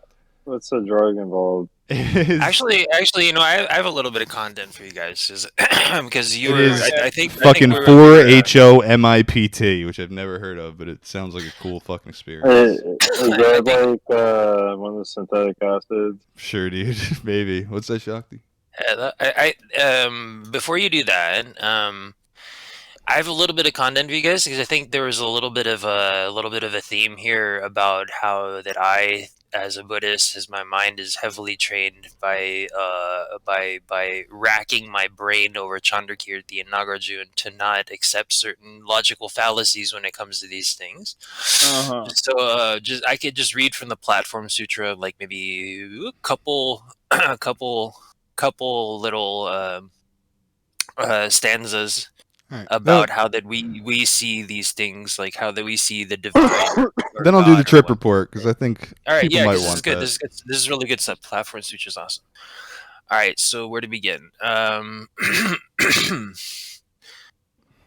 Within, we should control our mind. Without, we should be respectful towards others. This is the way to take refuge within ourselves. Learned audience, since all of you have taken the threefold guidance, I'm going to speak to you on the Trikaya, the three bodies, of the Buddha, of our essence of mind. So that you can see that these three bodies, and realize clearly the essence of mind. Please listen carefully and repeat this after me. With our physical body, we take refuge in the pure Dharmakaya of Buddha. With our physical body, we take pure refuge in the Shambhogakaya of Buddha. With our physical body, we take refuge in the myriad Nirmanakaya incarnation bodies of Buddha. So Dharmakaya, essence body, Shambhogakaya, manifestation body, Nirmanakaya, incarnation body. I'll put my thing on the screen just in case anybody wants to read along if they can see it. So the Trikaya is how that we see the essence of the mind, basically. Learned audience, our physical body may be likened to an inn, i.e. a temporary abode, so we cannot take refuge there. Within our essence of mind, these Trikaya of Buddha are to be found, and they are common to everybody. Because the mind of an ordinary man labors under delusions, he does not know his own inner nature, and the result of that is that he ignores the Trikaya within himself, erroneously believing that they are to be sought from without. Please listen, and I will show you that within yourself you will find the Trikaya, which, being the manifestation of the essence of mind, are not to be sought from without. Now, what is the pure Dharmakaya? Our essence of mind is intrinsically pure. All things are only its manifestations, and good deeds and evil deeds are only the result of good thoughts and evil thoughts respectively. Thus, within this essence of mind, all things are intrinsically pure, like the azure of the sky and the radiance of the sun and the moon, which, when obscured by passing clouds, may appear as if their brightness has been dimmed. But as soon as the clouds are blown away, brightness reappears, and all objects are fully illuminated. Learned audience, our evil habits may be likened unto the clouds, while sagacity and wisdom, prajna, are like the sun and moon respectively. When we attach ourselves to outer objects, Our essence of mind is clouded by wanton thoughts which prevent our sagacity and wisdom from sending forth their light. But should we be fortunate enough to find the learned and pious teachers to make us known the orthodox Dharma, then we may, with our own efforts, do away with ignorance and delusion, so that we are enlightened both within and without, and the true nature of all things manifests itself within our essence of mind. This is what happens to those who have seen face to face the essence of mind. And this is what is called the pure Dharmakaya of Buddha. Learned audience, to take refuge in a true Buddha is to take refuge in our own essence of mind. He who does so should remove from his essence of mind the evil mind, the jealous mind, the flattering and crooked mind, egotism, deceit and falsehood, contemptuousness, snobbishness, fallacious views, arrogance, and all other evils that may arise at any time. To take refuge in ourselves is to be constantly on the alert for our own mistakes and to refrain from criticism of others' merits or faults. He who is humble and meek on all occasions and is polite to everybody has thoroughly realized his essence of mind, so thoroughly that his path is free from further obstacles. This is the way we take refuge in ourself. What is the perfect Shambhogakaya? Let us take the illustration of a lamp. Even as the light of lamp can break up darkness which has been there for 1,000 years, so a spark of wisdom can do away with ignorance that has lasted for ages. We need not bother about the past, for the past is gone and irrecoverable. What demands our attention is the future. So let our thoughts from moment to moment be clear and round, and let us use use this to see the face of I our was getting my essence. card back. Flame. I just punked up. God damn it. Go on. I think it's about over. Good and evil are opposite to each other, but their quintessence cannot be dualistic. This non-dualistic nature is called the true nature, which can neither be contaminated by evil nor affected by good. This is what is called the Shambhogakaya of the Buddha, the manifestation body. One single evil thought from our essence of mind will spoil our good merits accumulated in aeons of time, while a good thought from our same source can expiate our sins, though they are as many as the grains of sand in the river Ganges. To realize our own essence of mind from moment to moment without intermission until we attain supreme enlightenment, so that we are perpetually in a right mindfulness, is the Shambhogakaya. Now, what is the myriad Nirmanakaya? When we subject ourselves to the least discrimination of particularization, transformation takes place. Otherwise, all things remain void as space, as they inherently are. By dwelling our mind on evil things, hell arises. By dwelling our mind on good acts, paradise appears. Dragons and snakes are the transformation of venomous hatred, while bodhisattvas are mercy personified. The upper regions are prajna crystallized, while the underworld is only a form assumed by ignorance and infatuation. Numerous indeed are the transformations of the essence of mind. People under delusion awake, not and understand not, always bend their minds on evil, and as a rule practice evil. But should they turn their minds from evil to righteousness, even for a moment, prajna, wisdom, would inherently arise. This is what is called the Nirmanakaya of the Buddha of the essence of mind, learned audience. The Dharmakaya is intrinsically self-sufficient. To see face to face from moment to moment our own essence of mind is to see the Sambhogakaya of the Buddha. To dwell our mind on the Sambhogakaya so that wisdom or prajna arises is the Nirmanakaya. To attain enlightenment by our own efforts and to practice by ourselves the goodness inherent in our essence of mind is a genuine case of taking refuge in the Buddha. Our physical body consisting of flesh and skin is nothing more than a tenement for temporary use only, so we do not take refuge therein. But let us realize the Trikaya of our essence of mind, and we shall know the Buddha of our essence of mind. I have a formless stanza, then reciting and practicing of which will at once dispel the illusions and expiate the sins accumulated in numerous kalpas. This is the stanza. People under delusion accumulate tainted merits, but do not tread the path. They are under the impression that to accumulate merits and to tread the path are one and the same thing. Through their merits for alms giving and offerings are infinite, they do not realize the ultimate source of sin lies in the three poisonous elements, greed, anger, and illusion, within their own mind. So, and that's the Buddhist take on metaphysics, is that it's very subtle and yeah. Yeah, when I hear that, I hear some of the words of Jesus in there, like the kingdom of heaven is within you. If thine eye be single, thy whole body shall be full of light. Stuff like that, and about training your mind and knowing that you can be one with the divine at any time. And Jesus, he specifically says, like, if you're with me, then God's within you as well, and he's always there with you. So I hear a lot of that stuff going on in it. Yeah, I dig it. Fucking in chat, we got Anger Warts who's saying, mind of what? Inner nature of what? What is more evil than obliterating personhood? And I would say that denying your ego is the most holy thing a person can do. In my mind. Well, there's an extreme here between the nihilistic idea of obliterating personhood, or just realizing that personhood exists, but it's egoless, and from the beginning, it always was egoless. It's only when you don't analyze it that you think that there's an ego there. The ego's there, but it's egoless.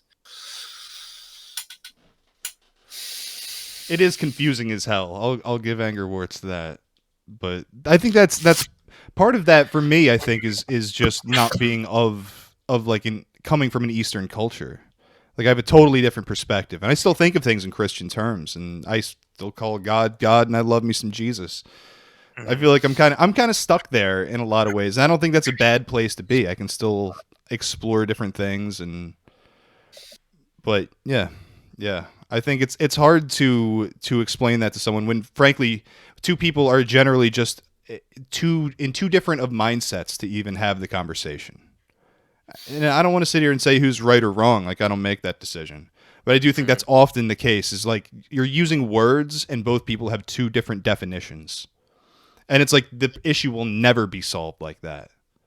And at the end of the day, there's no issue to solve, I don't think. I think all of this is very personal. The Jews say the Christians have not to stand upon. The Christians say the Jews have not to stand upon. Yet they profess to study the same book. Like unto their word is what those say who know not. But Allah will judge between them in their quarrel on the day of judgment. My take on that, Yakov. So my Lama, who's a great man, he's an old Tibetan man. I might have mentioned him once or twice. Love being in his presence. He's awesome. He has no problem using Christian terminology. So my guru, the guy that gave me initiation, that started me out in Tibetan Buddhism, he has no problem using Christian terminology. So I think it's just more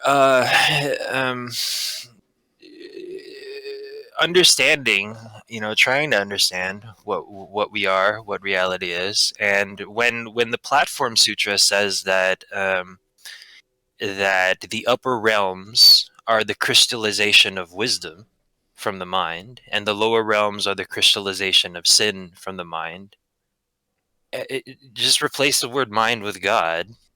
Little bit of a difference, but my Lama really has no problem replacing it with the word soul. Okay, so I mean, I feel like the will of God, like that term, is very good in Christianity. I feel like that plays into some of this. Like, if you're in the essence of mind, is that not like the will of God, or the mind of, I don't know what you want to call it. I don't know what. Oh, again, this goes into like what we say about personalism and impersonalism. The term you're looking for is logos.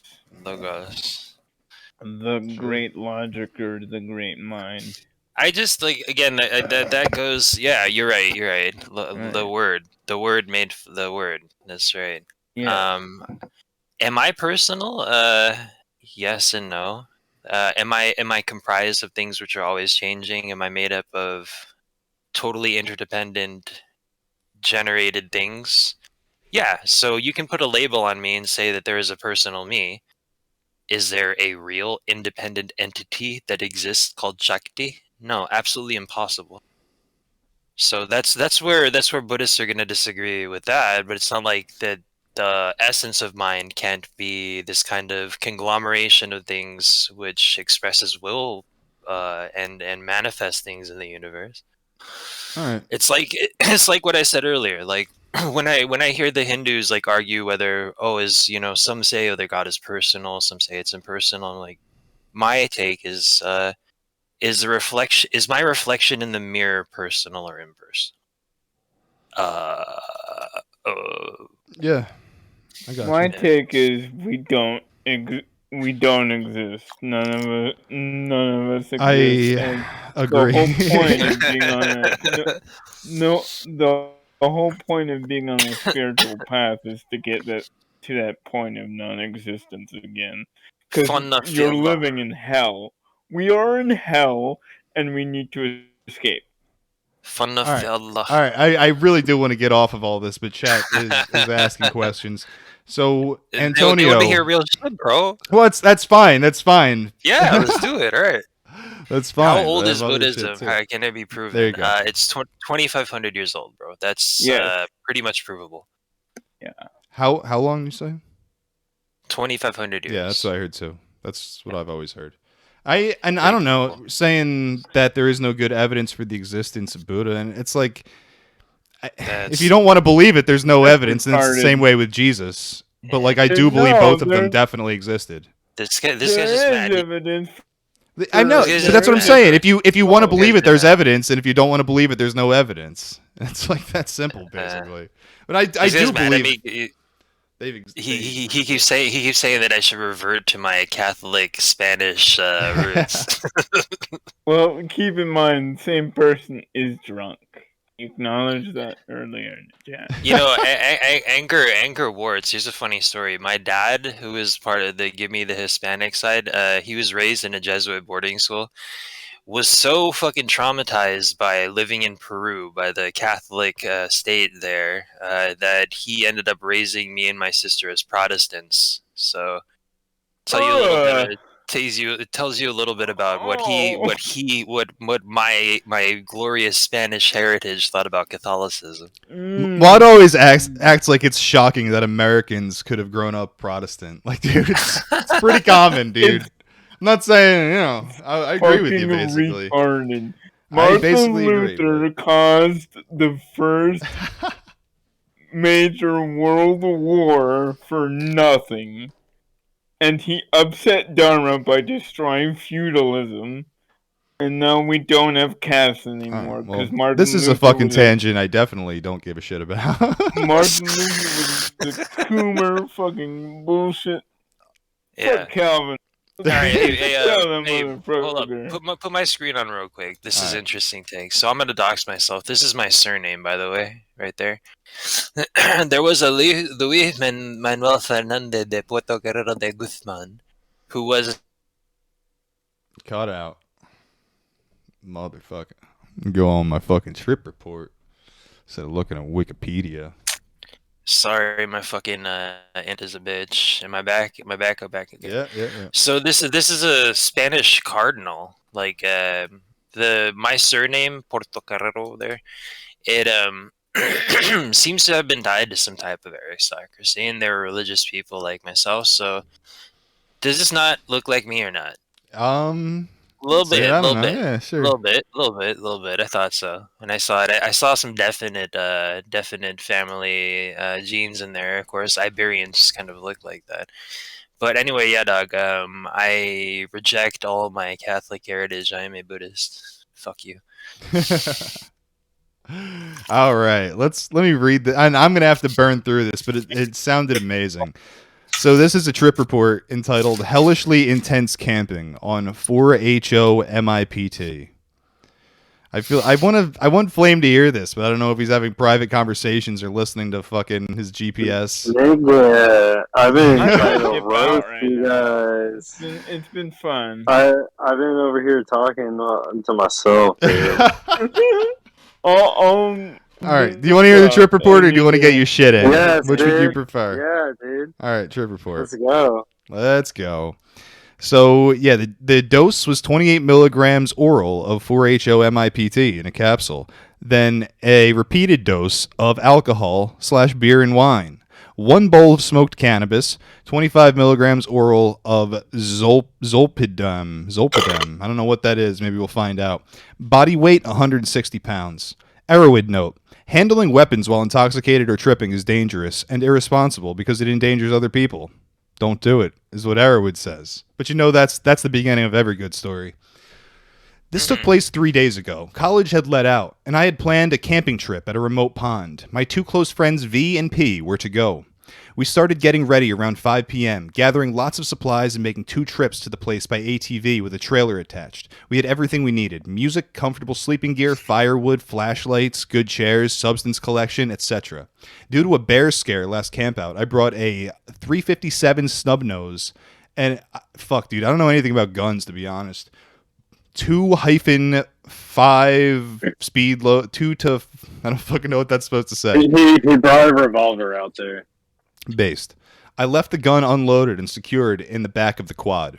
We settled down around 7:30. The sky was getting dark gray. The weather report said 40% chance of showers and thunderstorms, but from my interpretation of the Doppler radar in motion, it looked like it would miss by a tiny amount. We started a small fire, and each cracked open a beer. We were here to celebrate the end of a long, hard semester, which I did poorly at. We stare at the warm fire as the sun begins to set. Then V takes out the miprocin. These people are doing all sorts of weird fucking chemicals. I've done weird chemicals. Never heard of these weird chemicals.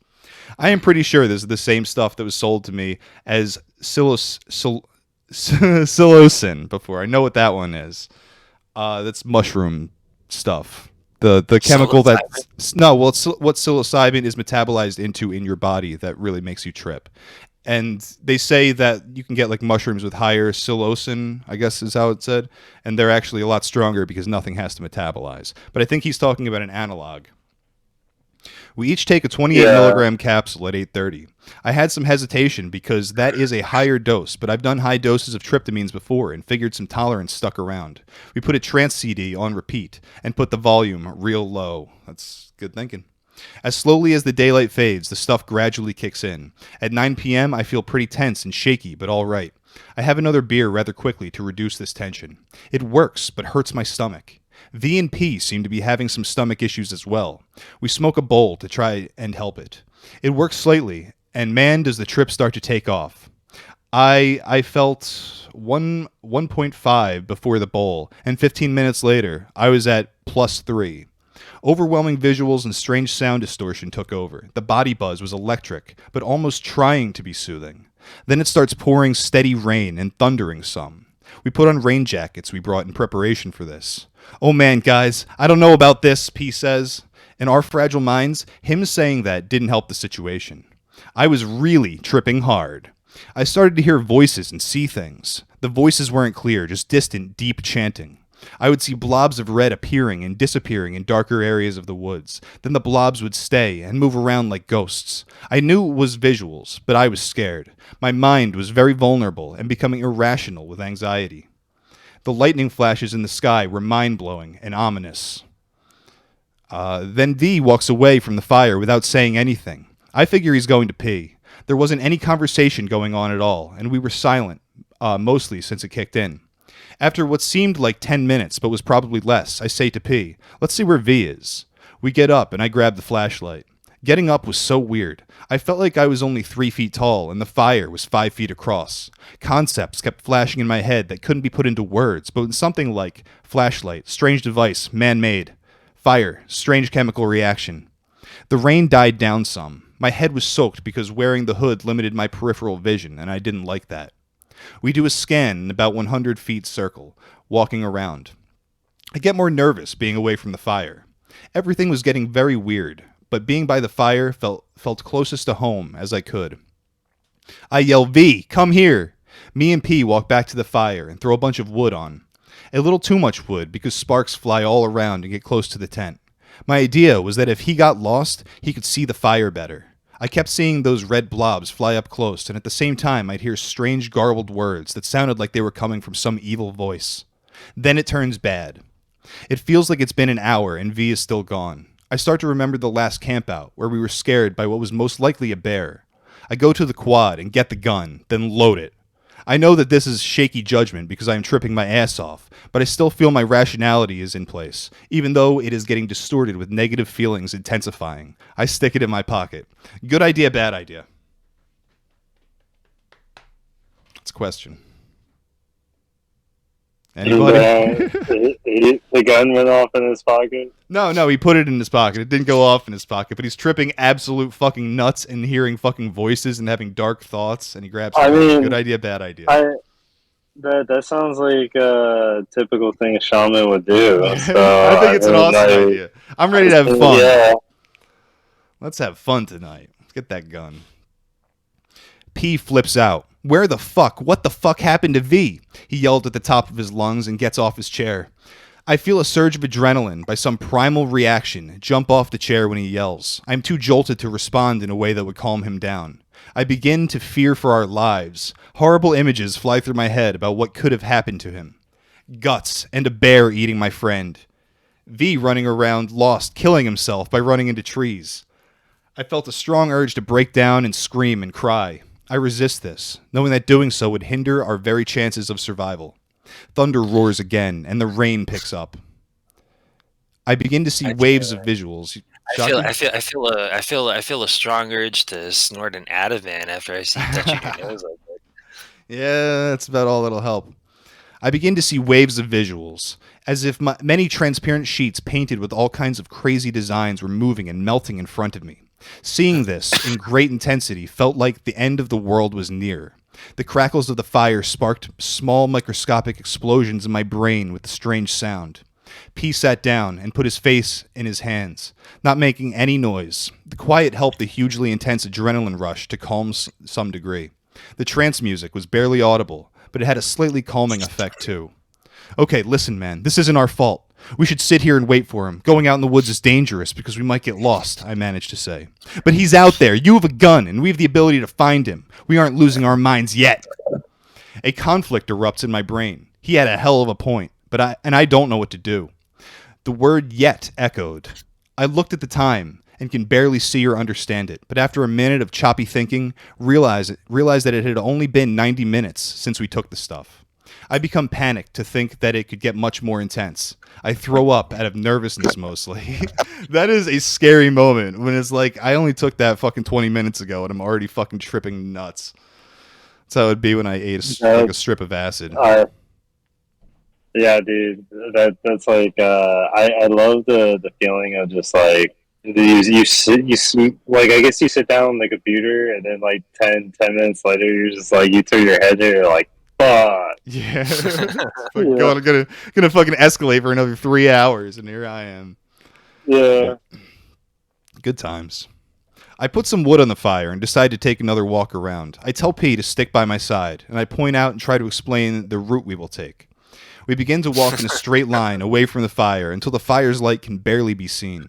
Then we walk in a way that we try to circle the fire. The woods are creepy, and I still see heavy visuals going very strong. P's face melts and distorts when I look at him. I try to ignore this and keep moving, pointing the flashlight, trying to see some sign of V. P holds my arm sometimes due to fear. I'll tell you one thing, bro. You will never see the plan making, the higher kind of neocortex thinking, the empathy, and the the capacity for just dealing with any problem that it can possibly arise from the white man, unless you've ever tripped with a bunch of white guys. Yeah, I hear that, dude. After a huge circle, some fucking Lord of the Flies shit. Like, okay, dude, we're in this together, guys. We can do this. It's like, do you think that guy's okay? I think he's about to snap. Maybe we should fucking go hang out over here.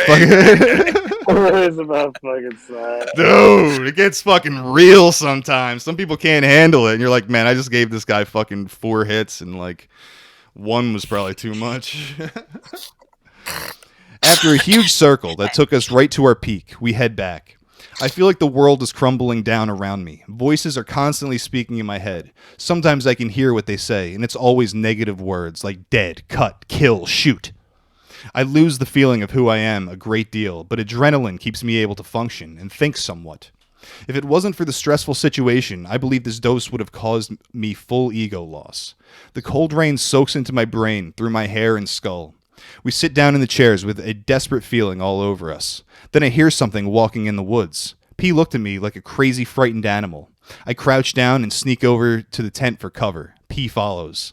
I sit up and shine my flashlight quickly. Bright greenish eyes stare back in the distance. I make out the shape of a raccoon. It stares at me as it slowly begins to walk the other way. P, let's go have a beer and lay in the tent. This is out of our hands. Okay. This is what the other guy says. We get the beer and zip open the tent. V stares up at me almost like he's going to kill me. He pulls up his arm in a fist, and all I can focus on is those huge eyes of his. V, calm down. We were looking all over for you. What the fuck? He lowers his fist and lays back. Relief washes over me like some kind of strange orgasm. P laughs nervously. Man, I got a story to tell you guys, V says in a drunken-like distorted voice. We have a few beers in the tent and talk about our trips. There wasn't anything good said except for finding V. I unload the gun and set it aside. We have a great time talking and drinking down the beer as the trip begins to fade out. Soon it becomes light out, and we feel tired and strung out. We all pop some Ambien and fade out to a sleep in barely memorable laughing drunken state. We wake up around 3 p.m. Friday, and that's the first account. There's also V's account of all of this. But I want to notice, Flame, did you hear anything that might ring a bell in that story? That might be exactly something that we fucking experienced? Flame's not here. Oh, at the gathering? Yeah, dude. Do you remember? We fucking lost Cab. Jog my memory. We lost Cab. And we were like, dude, what the fuck? Where did Cab go, dude? He's probably chopped up in some fucking juggalo's tent right now. What the fuck do we do? What do we do? You guys have to leave tomorrow. Dude. What the fuck are we going to do? And do you remember where the fuck Cab was? Where the fuck was Cab? No, dude. He was in his fucking tent. He was in his tent the whole time. Yeah, dude. I remember now. I had no idea that was going to be how this fucking story turned out. I've been there. It's terrifying. Like, legit, like, we were fucking worried. Like, we were like, what the fuck? Oh, let's go on to V's report. His is shorter. Oh, when the trip kicked in, I felt real edgy-like. I drank beer to relax, but it only hurt my stomach. P and H weren't saying much, so we were kind of just dealing with the onset of the stuff, which came on gradually, but flew in real fast after the weed. The weed is probably what did it for me. It gave me that extra rocket booster into Crazyland. I started seeing complex 3D shapes forming from outlines and patterns like the trees and the leaves. Man, I fucking resonate with that, dude. These would bend and rotate. It was a very amazing sight. Then I'd see them in the sky for a brief moment if I looked away from the trees real quick. Then I started getting voices on my head like crazy, and I was scared because this never happened to me before. I truly thought I lost it. I started feeling evil vibes coming from P and H, even though they are cool guys. I caught P staring at me briefly, and it felt very wrong. I went to piss then quietly crawled into the tent to try and get my head straight. I can't remember this part clearly because it was so fucked up, but I remember hearing P and H talking. I remember hearing P and H talking, and I couldn't really understand it, but my mind interpreted it as the plan for killing me for a reason I don't recall. It was such a sickening thought. I knew H had a gun, and I was waiting for him to poke in and aim it at me so I could grab it and toss it in the pond. The tent was melting and bending. There was all kinds of colors I'd never seen before. Crazy neon-looking sludge formed everywhere. I would hear them yell for me in a deep, thick, alien tone sounding mad. I heard them walk away, so I go out of the tent to see if I could make an escape. I started walking, then got scared at the woods and get back in the tent. I lay there for what seems like forever, watching my hands fall apart and melt, thinking horrible things, hoping it can end soon. It felt like my brain was stuck in a lower moving time than the others. Finally, they come back and my nervousness increases. I hear one of them say, let's go into the tent with a beer, and I thought it might be code talk. I get ready to disarm or punch someone, but when he opens the tent and looks at me, I see good in his eyes, and the irrational paranoia falls apart right there. I lay back with extreme relief. After 10 minutes, I was doing well, mostly over the terrible paranoia of the trip. I had a decent time from then on. Any comments? Damn, dude. Now back to Mr. H. You got something? No? What were they taking again? You said it was like an 4-HOMIPT is what is labeled. It wasn't actually. It didn't say that in the trip report at any point, so I'm kind of confused there. You say it was something related tangentially to psilocybin? Let's go back to that. Let's go back and see. I remember something about that. Okay, he says he says that this, I'm pretty sure this is the same stuff that was sold to me as psilocin before. Psilocin. Damn, I know I've heard that word before, but I have no idea what it means. Well, it's what I was talking about before. It's the chemical that psilocybin metabolizes into that actually makes you trip. That's like legal, so you can buy it on the internet. I mean, it was. It was. Not any longer. That's why that I remember. Yeah. Damn, man. Back to Mr. H. This trip gave me some confidence about future trips, although I won't be tripping this hard again for a long time. I was able to maintain some level of sanity due to the frightening situation, even on top of a massive dose for me. Part of this trip literally felt life or death, meaning if I let my thinking go off in the ways I wanted it to go, I'd be eaten by a bear or killed somehow. I'm still a little shook up about it, though. It has been imprinted strongly in my memory. This substance is one of the deepest I've ever tried. It is very much like mushrooms and can have a similar positive and negative effect, from enlightenment to terror. It's from 2006, by the way. In the golden days of buying fucking weird chemicals off the internet with my debit card. Oh, hell, I miss them. Weird shit. All right. I'm going to try to have a new trip report every week. I think people like those, and I like reading those. It's better than creepypastas or anything, so that'll probably be a new thing. So let's get to this question. That was in chat fucking hour and a half ago, probably. What's everyone's opinion of the demiurge? And I do think the demiurge ties in with a lot of these, what people would call the lower G gods. I think everything is... there I am. I think everything is mind forms. I really do think everything is taking place in our mind, and we can get to God through our mind. We can get to hell through our mind. We can do all that stuff. And I think we create certain mind forms, and you can see this. You can either take it in like a metaphysical way or like a way that humans decide in consensus, like terrible things that shape our reality. You can see it in economies and the government, but I also think that these lower G gods were some sort of mind form that people decided on and created through their own will. I think essentially what the demiurge is, that the evil creator, the one that created our material reality, I think that all comes from our minds, our darkest desires. Like, we are the creators of that. And I think in a lot of ways we decide what our reality is, how the material world is structured. And I think we do a very bad job of that. So I think I'm gradually converting you to Buddhism, bro. But keep Christ in your heart, so he's gonna take you there regardless. So let me quote. Let me shit for a long time. You told me. I know you told me, dude. I think that's a very acute take, and yeah, you should do what you want to do with like reading occult ebooks, bro. Like, seems like you have a mind for a lot of these more hidden and weird views of how the universe works, which of course the universe is much more fucking weird and hidden than 99% of people want to admit. Why, yes, I did create my YouTube channel in 2010. Right, exactly, right. So before I give my take on that, I'll read a little bit more from the Platform Sutra. Learned audience, all of us have now declared that we will vow to deliver Cutting out, brother. What have we vowed? I have taken no vows. I will not say my shahada.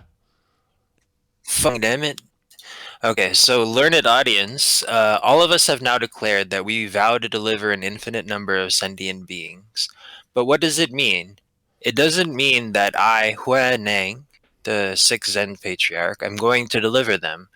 And who are these sentient beings within our mind? They are the delusive mind, the deceitful mind, the evil mind, and such like minds.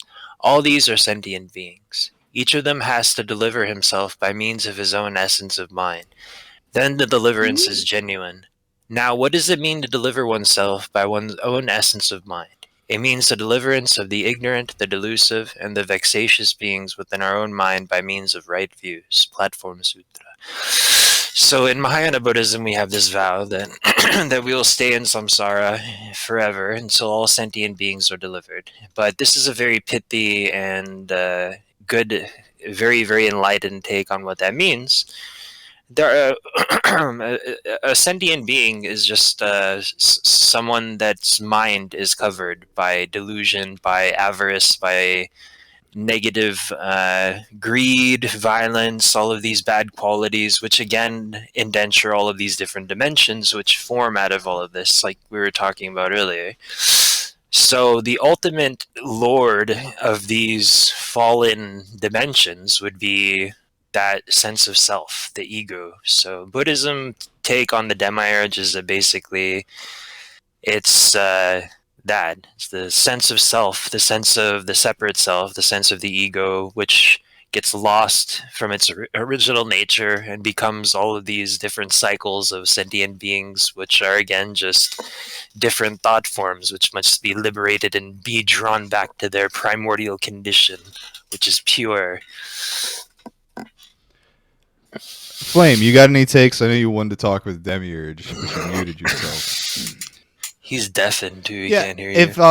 If people don't know what the Demiurge is, it's a concept from Gnosticism, usually tied to Gnostic Christianity, and the idea is that the Demiurge created the world, and that is not the one creator God who made everything. And a lot of people take that and say that it's the fallen angels and that sort of thing. But I've always taken a stance that, and I believe there are spirits out there, there's malevolent ones, this and that. I think demon it's not a very specific term. I like more specific terms than that in my religion, to be honest. And frankly, most importantly, I think the greatest devil is the one that's looking back at you in the mirror. Like, you are your own worst enemy. And like, it's very true. And I think that's like when Satan in like its Hebrew form is taken as like persecutor or adversary, I think it can apply to many things and probably to malevolent spirits. But I think the first and foremost thing that we should recognize is that you can be your own greatest adversary. Your church can, your family can, your government can. And these are all these are devils that are much closer to you than to most people, at least. I don't want to speak for everybody. You know, I consider Buddhism and Gnosticism to be very interrelated. When the Buddha came down, he went up to the highest heaven of Brahma. Brahma is the first created deity, and he thinks that he's a creator of the universe, kind of like a demiurge type of situation.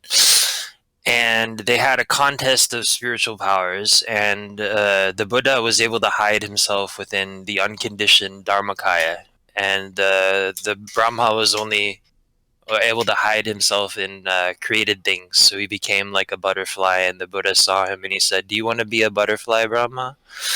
And the Buddha became Brahma became a fish, tried to hide from the Buddha, and the Buddha said, "Do you want to be a fish, Brahma?" And eventually, when it was the Buddha's turn, he was able to hide himself within the unconditioned primordial nature of the mind, and Brahma couldn't find him. They were in Brahma's palace, and Brahma was looking around, and he was like, "Where are you?" The Buddha said, "Look up," and he was just like walking above his head back and forth.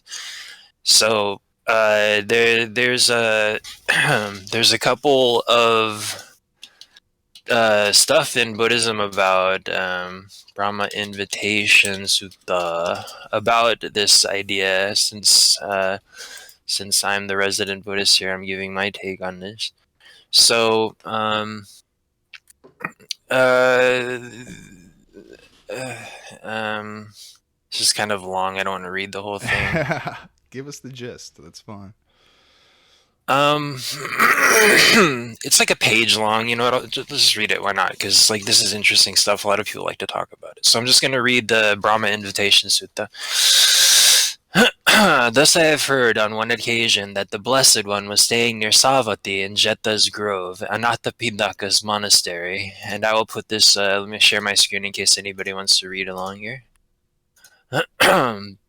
I have heard that on one occasion the Blessed One was staying near Savatthi in Jeta's grove, Anathapindaka's monastery. There he addressed the monks. "Monks!" "Yes, Lord," the monks responded. The Blessed One said, "On one occasion recently, I was staying in Ukkata in the Subhaga forest at the root of a royal sala tree. Now, on that occasion, an evil viewpoint had arisen to Baka Brahma. This is constant. This is permanent. This is eternal. This is total.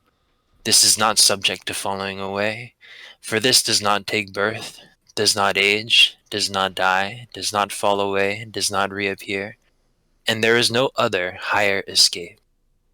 So I, having known within my awareness, with my awareness, the train of thought in Baka Brahma's awareness, as a strong man would have extended his flexed arm or flex his extended arm, vanished into the root of the royal sala tree in the Shubhaga forest in Ukkata, and appeared in that Brahma world.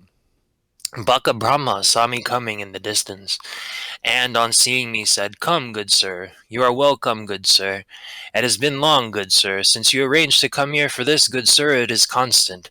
For this, good sir, is constant. This is permanent. This is eternal. This is total. This is not subject to falling away. For here one does not take birth, does not age, does not die, does not fall away, does not reappear, and there is no other higher escape." When this was said, I told Baka Brahma, "How immersed in ignorance is Baka Brahma? How immersed in ignorance is Baka Brahma? In that what is actually inconsistent he calls constant. What is actually impermanent he calls permanent. What is actually non-eternal he calls eternal. What is actually partial he calls total. What is actually subject to falling away he calls not subject to falling away.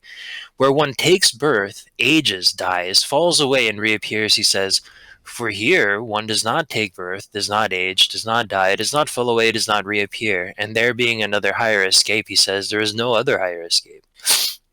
Then Mara, the evil one, taking possession of an attendant of the Brahman assembly, said to me, monk, don't attack him, for this Brahma, monk, is the great Brahma, the conqueror, the unconquered, the all-seeing, the all-powerful, the sovereign Lord, the maker, creator, chief, appointer, and ruler, father of all that has been and shall be. There were, monk, before your time, Brahmins and contemplatives in the world who found fault with the earth and were disgusted with the earth, found fault with liquid, fire, wind, beings, devas, Prajapati, and Brahma, and were disgusted with the like. Then they, with the breakup of the body, with the cutting off of life, were established in a coarse body. There were, monk, before your time, Brahmins and contemplatives in the world who praised earth and were delighted with earth, who praised liquid and were delighted with liquid, who praised fire and were delighted with wind, beings, devas, Prajapati, Brahma, and were delighted with Brahma, and the like. They, with the break of the body, with the cutting off of life, were established in a refined body. So I tell you, monk, please, good sir, do only as Brahma says. Do not defy the word of Brahma. If you defy the word of Brahma, then, as a man, when the goddess of fortune approaches, chases her away with a stick, or as a man falling into hell loses hold of the earth with his hands and feet, that will be what you have accomplished. Please, good sir, do only as Brahma says. Do not defy the word of Brahma. Don't you see that Brahma's assembly has gathered? And so Mara, the evil one, directed my attention to Brahma's assembly. When this was said, I told Mara, the evil one, I know you, evil one. Don't assume he doesn't know me. You are Mara, the evil one. And Brahma and Brahma's assembly and the attendants of Brahma's assembly have all fallen into your hands. They have all fallen into your power, and you think this one too has come into my hands, has come under my control. But evil one, I have not come under your, neither come into your hands, nor have I come under your control. When this was said, Baka Brahma told me, but good sir, what is actually constant I call constant. What is actually permanent I call permanent. What is actually eternal I call eternal. What is actually total I call total. What is actually not subject to falling away I call not subject to falling away. Where one does not take birth, age, die, fall away, or reappear, I say, for this does not take birth, does not age, does not die, does not fall away, does not reappear. And there being no other higher escape, I say, there is no other higher escape. There were, monk, before your time, almost getting to the end here, guys, Brahmins and contemplatives in the world whose ascetic practices lasted as long as your entire lifespan. They knew when there was another higher escape, that there was another higher escape, or when there was no other higher escape, that there was no other higher escape. So I tell you, monk, both that you will not find another higher escape, and that to that extent you will reap your share of trouble and weariness, monk. If you relish earth, you will lie close to me, lie within my domain, for me to banish and to do with me as I like. If you relish liquid, fire, wind, beings, devas, Prajapati, Brahma, you will lie close to me, lie within my domain, for me to banish and to do with as I like. I too know that, Brahma. If I relish earth, I will lie close to you, lie with your domain, for you to banish and do what you like. If I relish liquid, fire, winds, beings, devas, Prajapati, Brahma, I will lie close to you, lie within your domain, for you to banish and do with as you like. Moreover, I discern your sphere, I discern your splendor. Baka Brahma has this much great power, Baka Brahma has this much great might, Baka Brahma has this much great influence. Well, monk, how you discern my sphere, how you discern my splendor. Baka Brahma has this much great power, Baka Brahma has this much great might, Baka Brahma has this much great influence. As far as sun and moons revolve, shining, illuminating the directions, over 1,000-fold world your control holds sway. There you know those above and below, those with lust and those without, the state of what is and what is as it is, the state of what beings, the state of what becomes otherwise, the state of coming and going of beings. That Brahma, that Brahma is how I discern your sphere. That is how I discern your splendor. Baka Brahma has this much power. Baka Brahma has this much great might. Baka Brahma has this much great influence. There are, Brahma, bodies other than yours that you don't know, don't see, but that I know, that I see. There is, Brahma, the body named Abhasara, radiant, luminous, from which you fell away and reappeared here. From your having lived here for so long, your memory of that has become muddled. That is why you don't know it, don't see it, but I know it, and I see it. Thus, I am not your mere equal in terms of direct knowing, so how could I be inferior? I am actually superior to you. There is, Brahma, the body named Shubhakhina, beautiful black refulgent glory, the body named Vehapala, sky fruit, great fruit, the body named Abhibu, conqueror, which you don't know, don't see, but that I know, that I see. Thus I am not your mere equal in terms of direct knowing, so how could I be your inferior? I am actually superior to you. Having directly known earth as earth, and having directly known the extent of what has not been experienced through the earthiness of the earth, I wasn't earth, I wasn't in the earth, I wasn't coming from the earth, I wasn't earth is mine, I didn't affirm earth, thus I am not your mere equal in terms of direct knowing, so how could I be inferior? I am actually superior to you. Having directly known liquid is liquid, fire is fire, wind is wind, beings as beings, devas as devas, Prajapati is Prajapati, Brahma is Brahma, the radiant is the radiant, the beautiful black is the beautiful black, the sky fruit is the sky fruit, the conqueror is the conqueror. Having directly known all, having directly known the all as the all, and having directly known the extent of what has not been experienced through the allness of the all. I wasn't the all, I wasn't in the all, I wasn't coming forth from the all, I wasn't this is all mine, I didn't affirm the all. Thus I am not your mere equal in terms of direct knowing, so how could I be inferior? I am actually superior to you. If, good sir, you have directly known the extent of what has not been experienced through the allness of the all, may it not turn out to be actually vain and void for you.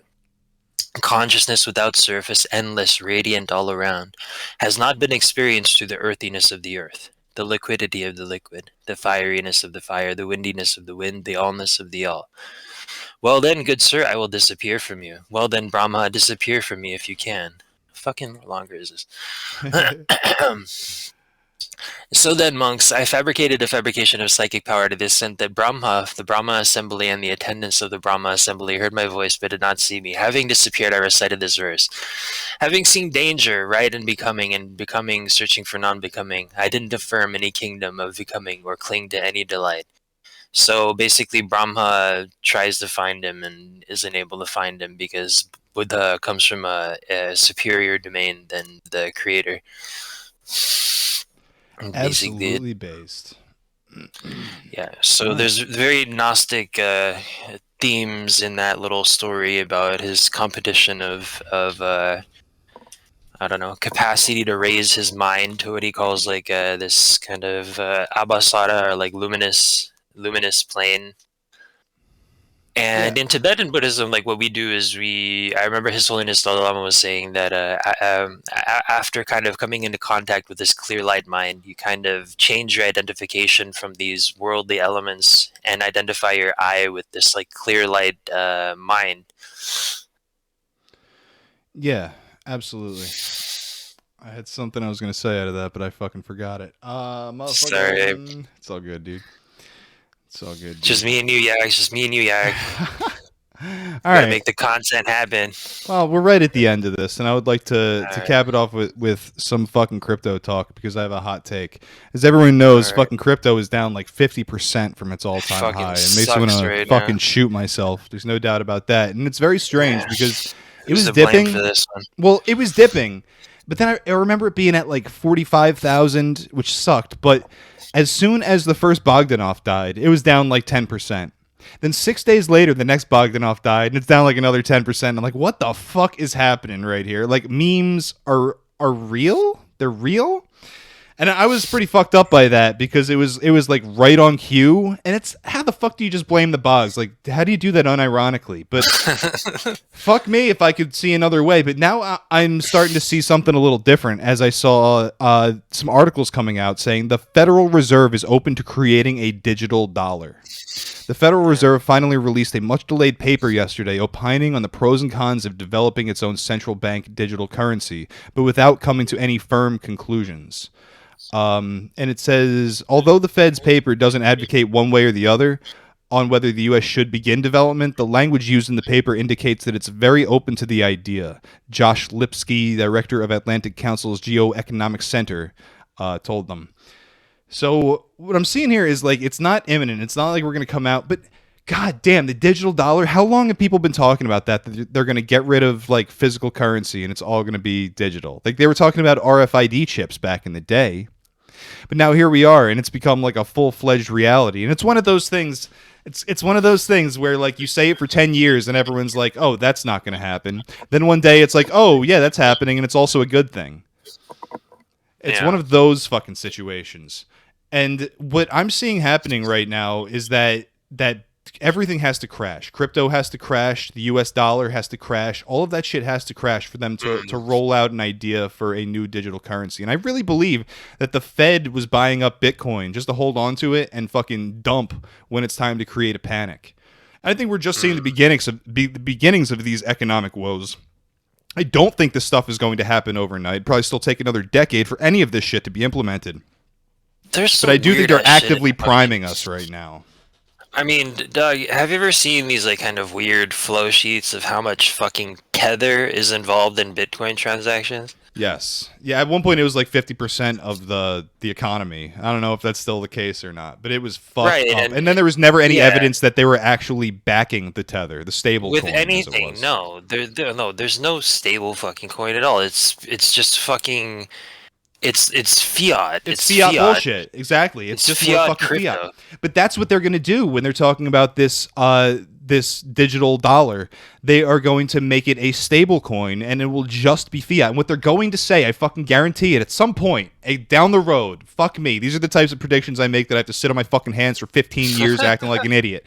But what they're going to say is that the blockchain is going to make everything transparent. When there's a real run on the dollar, when there is fucking like actual hyperinflation going on, whenever that happens, if that happens quite like that, what they're going to say is that the blockchain makes all of this transparent. Anybody can see what's going on.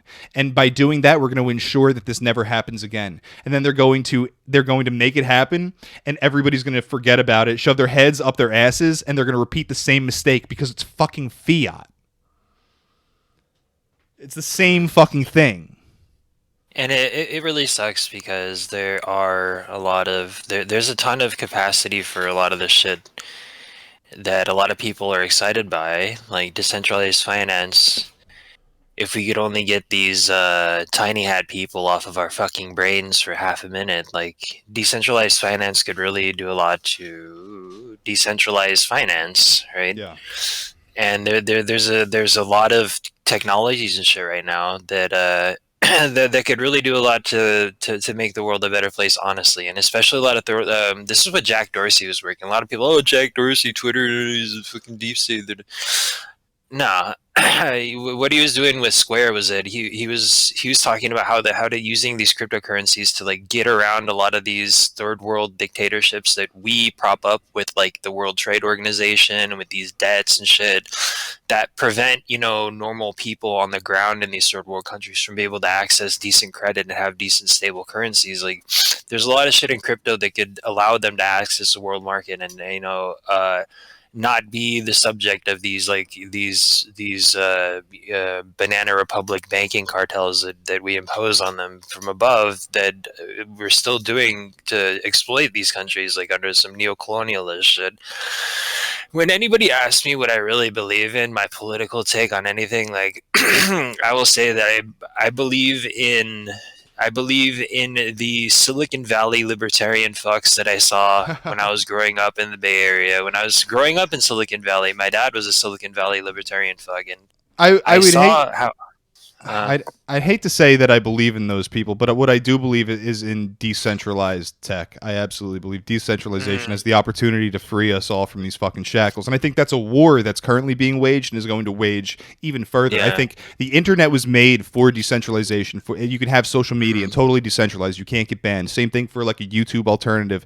So many fucking things and all this finance shit that I can't even wrap my fucking head around. The internet was made to decentralize all of these things and pull the fucking rug out of the institutions that have all the fucking power. That's what it was made for. And I think now you're starting to see these reactions against Twitter and Facebook and all of these things that we just fucking used forever because we didn't know any better. Now they're saying that this is a disgusting overreach of power when this thing that was made so that everybody can have a voice and nobody can get totally banned from anything, that it's the opposite of what it should be. The internet was made to decentralize everything, and that's a fight that's going to happen. I think that's the way of the future, to be honest. I think like true revolution can only happen on a decentralized level when we have some kind of shit is so bad that we have fucking telepathy on what to fucking do next, and we just fucking do it. And I think the trends toward like nationalism are the same way. It's like take it away from this globalist power and put it back in the hands of the state. I think a lot of these ideas are all trends toward decentralization, which has the opportunity to bring in the next golden age in 100 years or whatever. I don't fucking know. No, I agree with you. Unfortunately, I think that it's going to come down to the moral fortitude, the intelligence, the wisdom, the ability to cooperate between our fellow countrymen. Everything that wokeism destabilizes, right? Everything that wokeism fucking makes not able to happen by turning us against each other. If we were able to work together with these technologies, we could actually do something with it. If we had intelligent people that we could rely on instead of just being an atomized mess, which is, I think, what the elites are doing on purpose, to make sure that they are the ones that create this neo-feudal Reich of using these technologies for themselves in a kind of China-esque. Yeah. Anger Warts in the chat says they say the internet was made to survey the population, and I'm not denying that the people who made the internet was the fucking military-industrial complex. It fucking sucks. But the thing is, what the internet is a different thing than what was intended when they created it. And I'm not trying to say anything about the people who are behind the internet, but I think the internet, that is what it's for. It's for fucking decentralizing everything. Like email is a wonderful decentralized tool that works fucking beautifully. And the Fediverse is like the social media equivalent for that, where you can't get banned. You can get banned from certain instances, but you can always make your own instances. You can hop around instances, find the one that has the rule set for you. And I think that's the sort of thing that the internet exists to be. Totally agree with you, and it is to me, in my mind, there was a point where I thought that we were heading for a golden age of decentralization, but just as people become, as reality becomes more and more stupid and just useless and just talking about just dumb shit, it's like people are falling into the fucking hands of the controllers and whatnot, because all these people know damn well what's coming. Yeah. You know, like they're all on the same board with all this Klaus Schwab World Economic Forum shit. They know exactly what's coming. Yeah. They're all jostling to stay in power because they want to be the new aristocrats when this like neo-feudal 5G fucking Tesla butt plug fucking technology comes out. Well, we're back to the same fucking question that this shit always arrives at ultimately. That people don't know how to handle it. It's like, how bad does it have to get before that changes? Before people give a shit? How bad does it have to get? Does it have to get so bad that it's too fucking late? I don't know how to answer this without fucking Fed posting at this point. You know, but that so. is the question that I think is on everybody's mind, no matter what side you're on. It's like, how bad do they have to make it? How bad do our adversaries have to make it before we can kill them? And it's a line of thought that I don't want to be, but it's a line of thought that I don't really want to concern myself with. It's happening. It's fucking happening. You know, man. I hate to sound black-pilled, but I am black-pilled. I think we already crossed that line, and I'm shocked. I'm shocked that there hasn't been more, Minecrafting going on against these people. I'm shocked. I'm very disappointed, well, and I don't see much hope. The true red pill is that the only way to change your world is by changing yourself. Once you do that, all the options are open, but that is what you have to do, and it's very possible. This guy. Yeah, and I agree, bro. What do we have to do again? We have to. I don't know. I'm not part of that conversation. I'm not part of that fucking conversation. Go to the Federal Reserve building. Somebody else's fucking conversation entirely. Someone else on some other podcast is doing that. I'm not doing it here. I want to help me and you. I feel you. All right. And so we're going to kidnap Chuck Schumer. Oh, with that, I think we can wind down the stream. Remember that NDE fucking world peace skit where they fucking kidnapped Mark Zuckerberg? All the guys in the red suits. Yeah. That was good shit. Yes. All right. I think that about is a good ending. Anger Words in the chat says, if you want decentralized communication, speak face-to-face in a secluded local and or through coded messages like the Elizabethan poets. Sure. Yeah. I won't argue against that. We're going to need it. You better fucking brush up on that shit. Hold on. I got an interesting one for this. Okay, so check this out. They did a war game between Iran and the U.S. Navy, right? And here's how they had like some U.S. commander that took control of Iranian forces. He ended up winning, and here's how he did it. Instead of relying on telecommunications, what he used was like people running around on motorcycles delivering messages and like fucking carrier pigeons and shit to relay orders, and then he just did a mass fucking missile boat attack on the U.S. Navy and fucking wrecked them. Just saying. Just saying. He won the war game. Mod on his team. His mod team on his team. All right, let's wind this down. We're gonna end the stream for tonight. Let's chill some shit. Yakobees.com. Hit that merch tab. The Boston Tee is back in stock. Merch tab. Yakov store. Go to patreon.com/yakovalive. Give me $5 to get in the Discord, please. I'm begging you. I need it. Yeah, Shakti. Shill to the people. Did he cut out right as I said that? That's possible. Flame, you want to shill? Hurry up. My thing, my bad. Yeah, hey, if you guys like the stuff that I have to say, go to Shaktipot Seer 2 on YouTube, subscribe, hit the notification bell, comment, like. I have tons of content. I have a bunch of new ideas of stuff that I want to make in the works. I might collab. Me and Yak were talking about collaborating on some stuff. So you want to go just at least if you like the shit that I say on this podcast, go sub to my YouTube channel. Flame. And hit the notification bell, or I will astral project and rape you in your sleep. Alright, Flame Pond Herb on Twitter, Noble Reader on Instagram, and Lunatic Shaman on TikTok.